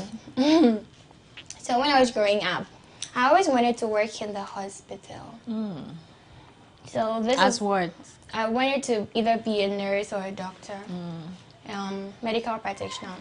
I wanted to do this because I always want to be in a position where I can help people. I felt when somebody needs need something, especially in the hospital, I can administer something that would give them life. At least I can give somebody life. But mostly I call my condition a blessing in disguise, because it made me find myself more. I'm not limited just by the walls of the hospital. My voice goes everywhere in the world, and it heals hearts, it heals people, and I think it's helping me now. I can't inject somebody, but at least I can make somebody smile. Yeah, of course. So, yeah, it's great. Your Wire Me song, can you give us some few lines of it? Okay. Every day I pray to God, oh, I pray to God, oh, make you wire me. Why every day I pray to God, I pray to God, make you wire me. Hey, yeah. Charlie. So, Adelaide, I think we are drawing closer to the end of the show. So, you give us your final words. Okay. Thank you very much for this opportunity. Okay, mostly I say that people come into our lives for a reason, for a season, or for a lifetime. When purpose is not known, abuse is inevitable. Know why somebody is in your life, and know why you are in somebody's life, and work accordingly. Try to help somebody, even in a smile or a helping hand, and you would get it in return in a day that you do not even expect. Keep loving yourself, believe in God, trust in God, and believe in yourself. God bless you. Please put out your new social media handles out there. Okay. My new social media handles are Adelaide the Sia Official on Facebook, Adelaide the Sia Official on Instagram, and Adelaide the Sia Official on YouTube. Okay. Yeah. So you can reach her via Facebook, Instagram, YouTube. Adelaide Official. That's the name. Adelaide the Sia Official. Yeah. That's the name. Adelaide the Sia Official. And also soon we have come to an end of this great interview. I hope you sitting at home enjoyed and had a good time as we did. Of course, this show is proudly brought to you by Cheesy Pizza. Cheesy Pizza has all you want, from jollof, fried rice, juices, smoothies, spaghetti, and meatballs. We have great deals for you all week round. Cheesy Pizza gives you the McCheesy combo every Monday and Thursday. With only 49 cedis, you get one small size pizza, fries, and chicken, one Coca-Cola drink at all Cheesy Pizza branches. Tuesdays are Super Tuesdays at all their branches. Buy your Super Family Pizza at half price every Tuesday for 40 cedis at all Cheesy Pizza branches. Be a part of the midweek bonanza every Thursday. Buy and get one free at all Cheesy Pizza branches. Also remember to start your weekend with the jollof and fried rice from Cheesy Pizza branches every Friday. Call 0264 133 397 0264 133 397 to place your order. Cheesy Pizza, your way. And of course, they have asked me to give this coupon out to Adelaide, so you can go to any branch on it, and then you can order for anything you want to order at any of the Cheesy Pizza branches. Of course, please, we need time to go finish our pizza, so we are going out. Yes, so before we do that, I think Adelaide will give us something small so we can just go and chill. Sorry if you're home and you can't have it though. Yeah.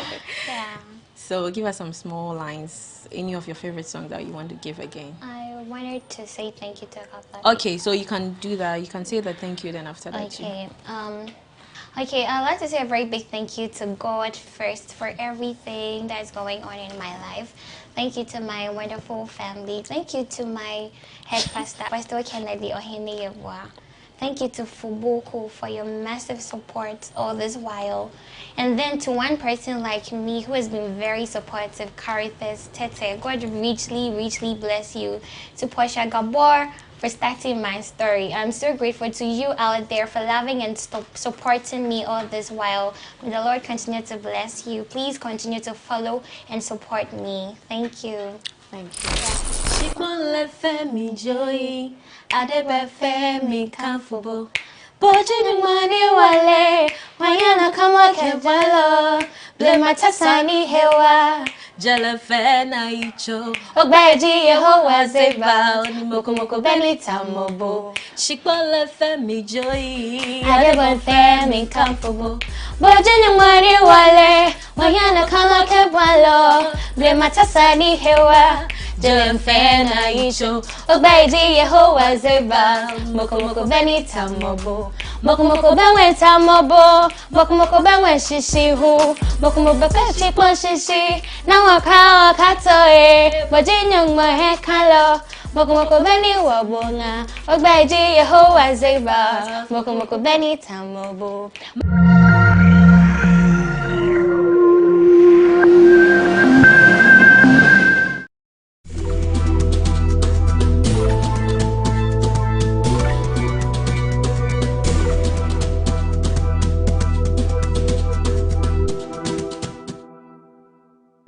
It gives me great privilege to congratulate GhanaWeb on your 22nd anniversary.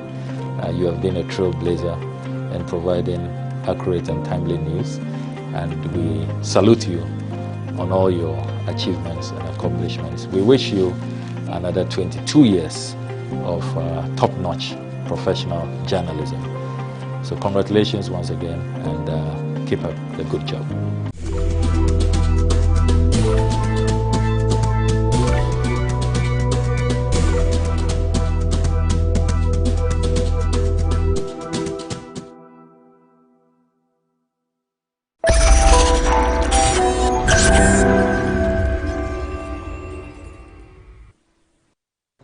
Ghana's embassy in Madrid on Saturday, September 4th, denied passport application processing for some 27 Ghanaians, including pregnant women and children, after they traveled from Girona to Martorell in the Catalonian province in Spain for the exercise or the process which was organized by the embassy through a consular clinic. Now, this allegation is being made by some Ghanaians who live in Girona. Tidon Seila will be speaking to some of these affected victims via Zoom on exactly how this came to be, and we'll also see how we can resolve this, getting the right authorities to respond. My name is Lord Harris Udwasari. When we return from the break, we'll get straight into the conversation. Please stay.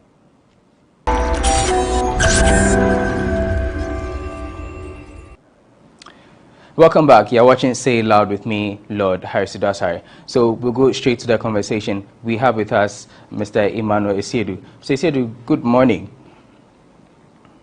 Good morning, and thank you for having us. Great. Thanks for being here. Now, tell me, how is the Ghanaian community in Girona like? Okay, before I do that, I would like to introduce the rest of the members here. Okay? All right. Okay, we have here with us our chairman, our interim chairman for our association, Mr. Godfrey Tobo. We have the vice lady of our council of elders, vice chair lady, right here. You can see her. Okay, great. Please, I'm Comfort Upon.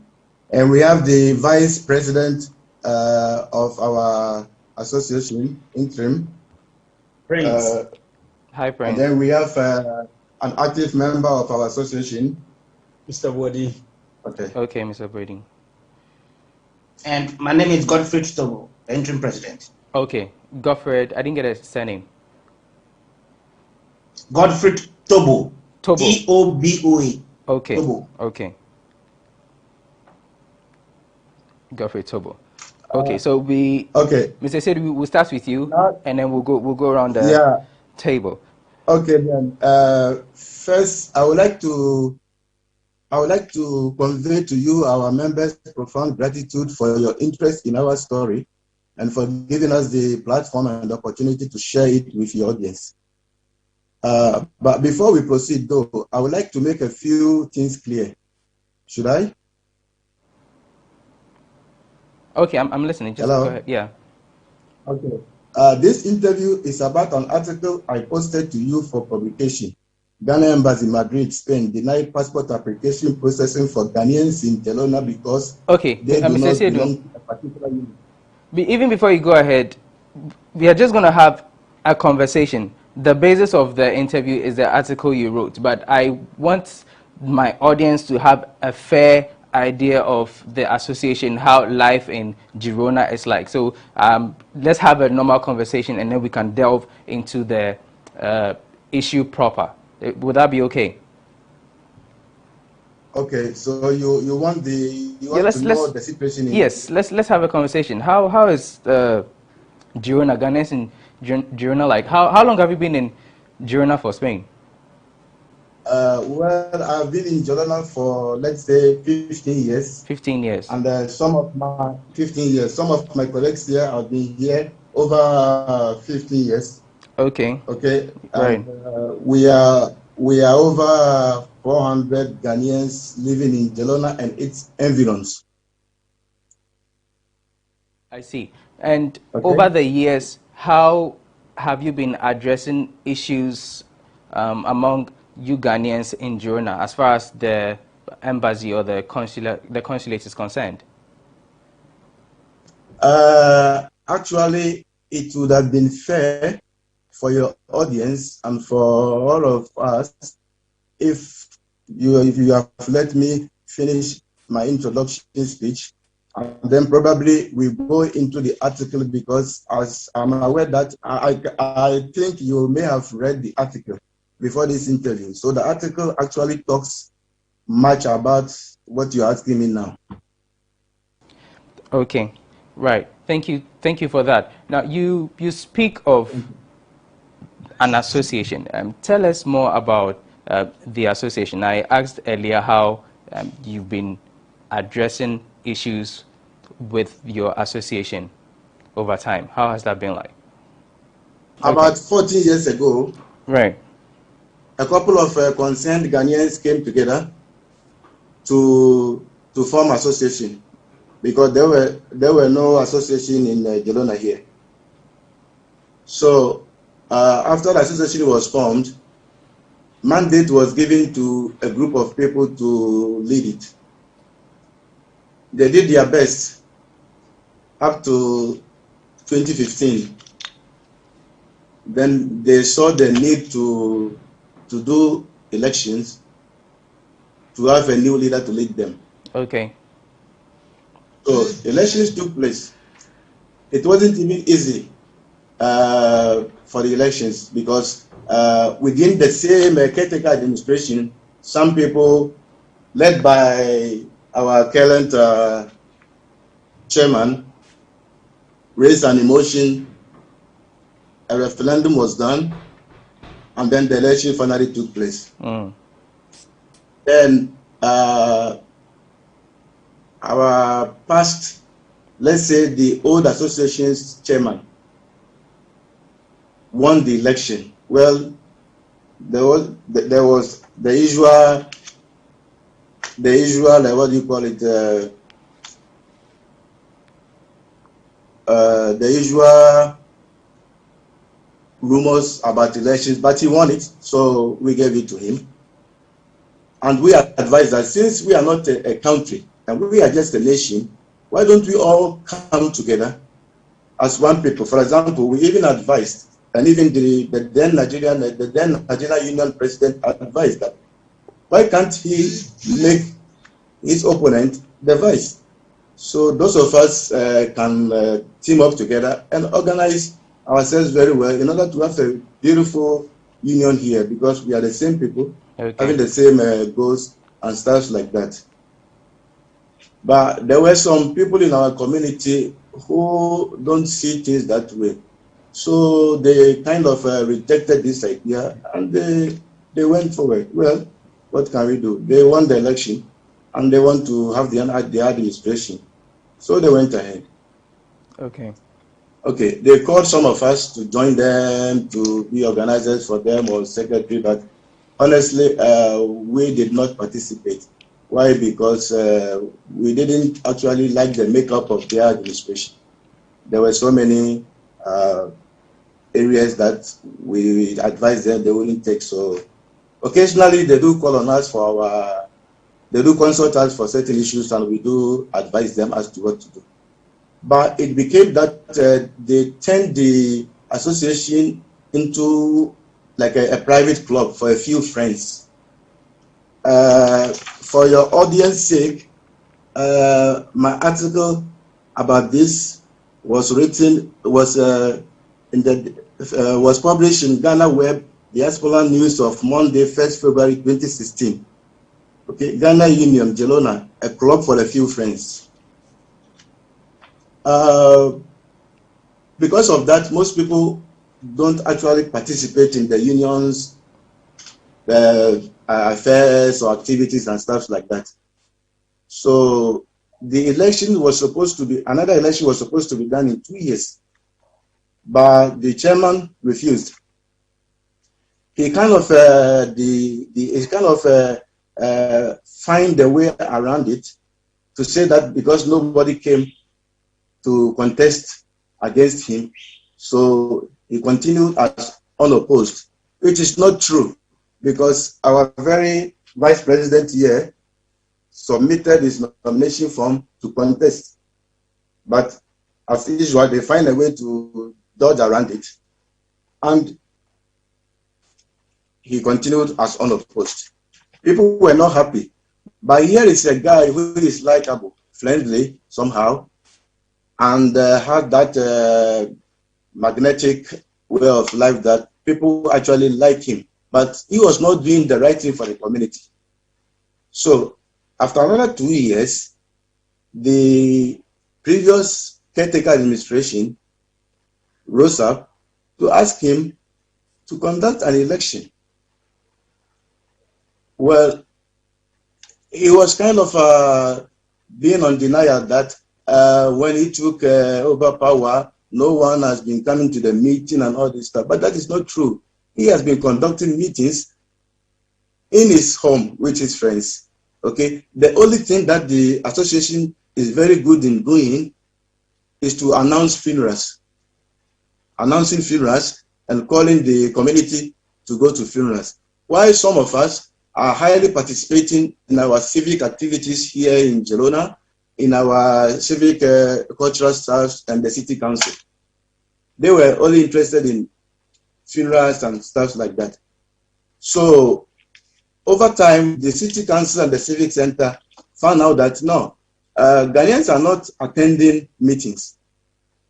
What happened? But strangely to them too, individual Ghanaians are participating actively with them in their meetings. But why not the Ghanaian community?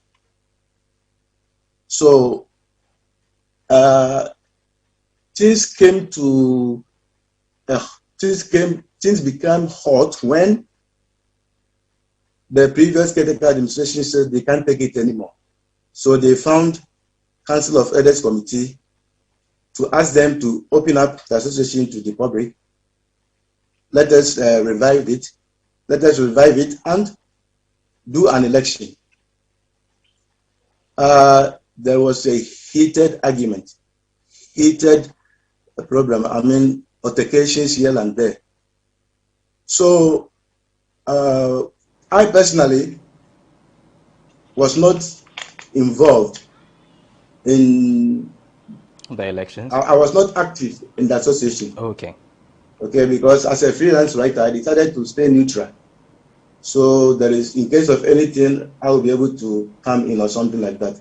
But people were pushing us that we can't live in the same city and let a couple of, I have to use this word, incompetent, inept people to run affairs for us, because they might make decisions that will affect all of us. And honestly, they did, because that was a time when we go to Madrid to renew our passports.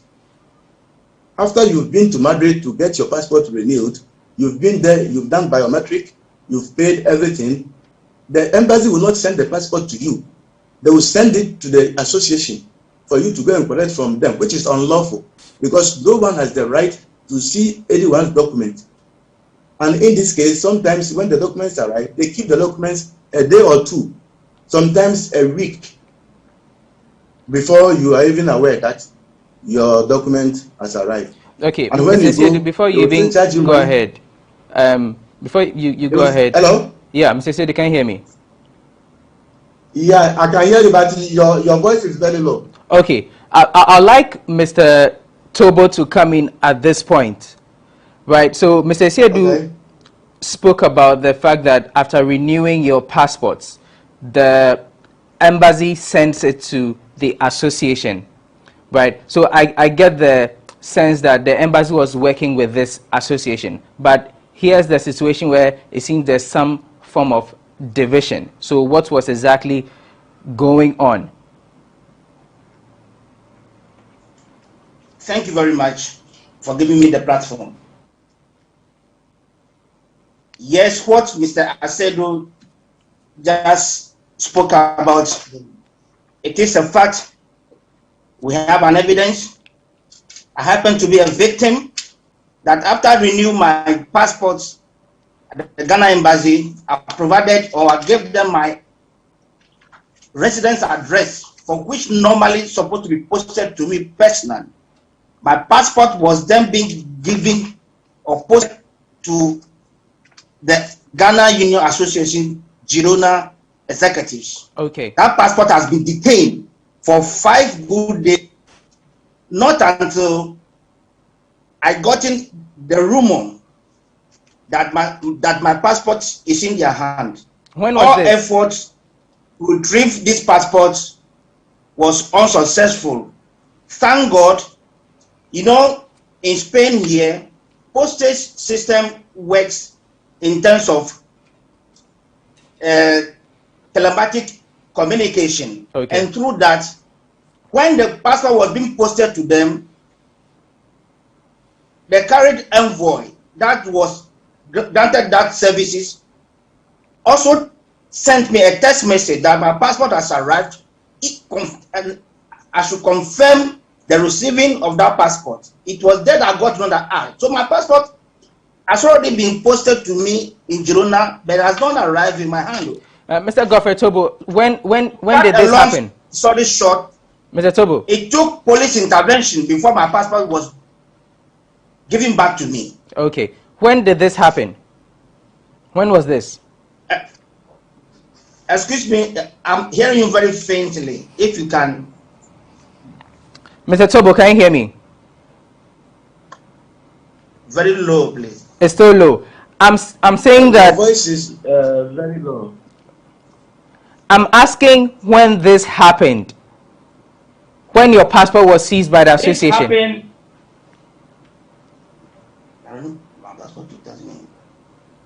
So this happened 2014-15 thereabout. Because it was a 5 years renewal that I did. The current one I did was in this year. That's 2021. So calculating backwards, it was 2015 that I did my current expired passport, which became controversial as I speak to you now. Okay. Did you take it up with the embassy when this happened? Yes, I contacted the embassy, but then, if I can remember very well, that time the embassy, I don't know if they were going through a telecommunication problem or not. So anytime that you try calling them in terms of issues of this urgent manner, you hardly get them. You called, it goes through, it enters into a voice message, which we call in Spanish here as buzón. Okay. So all efforts getting the embassy, laying this before them, but then finally I happened to get the direct contact to the consular then, called Mr. Jonathan, and I laid my issue to him. I sent a personal report to him by then. Mr. Jonathan expressed a disappointment of the situation by then. Okay. And then that situation was published by Mr. Asiedu in his article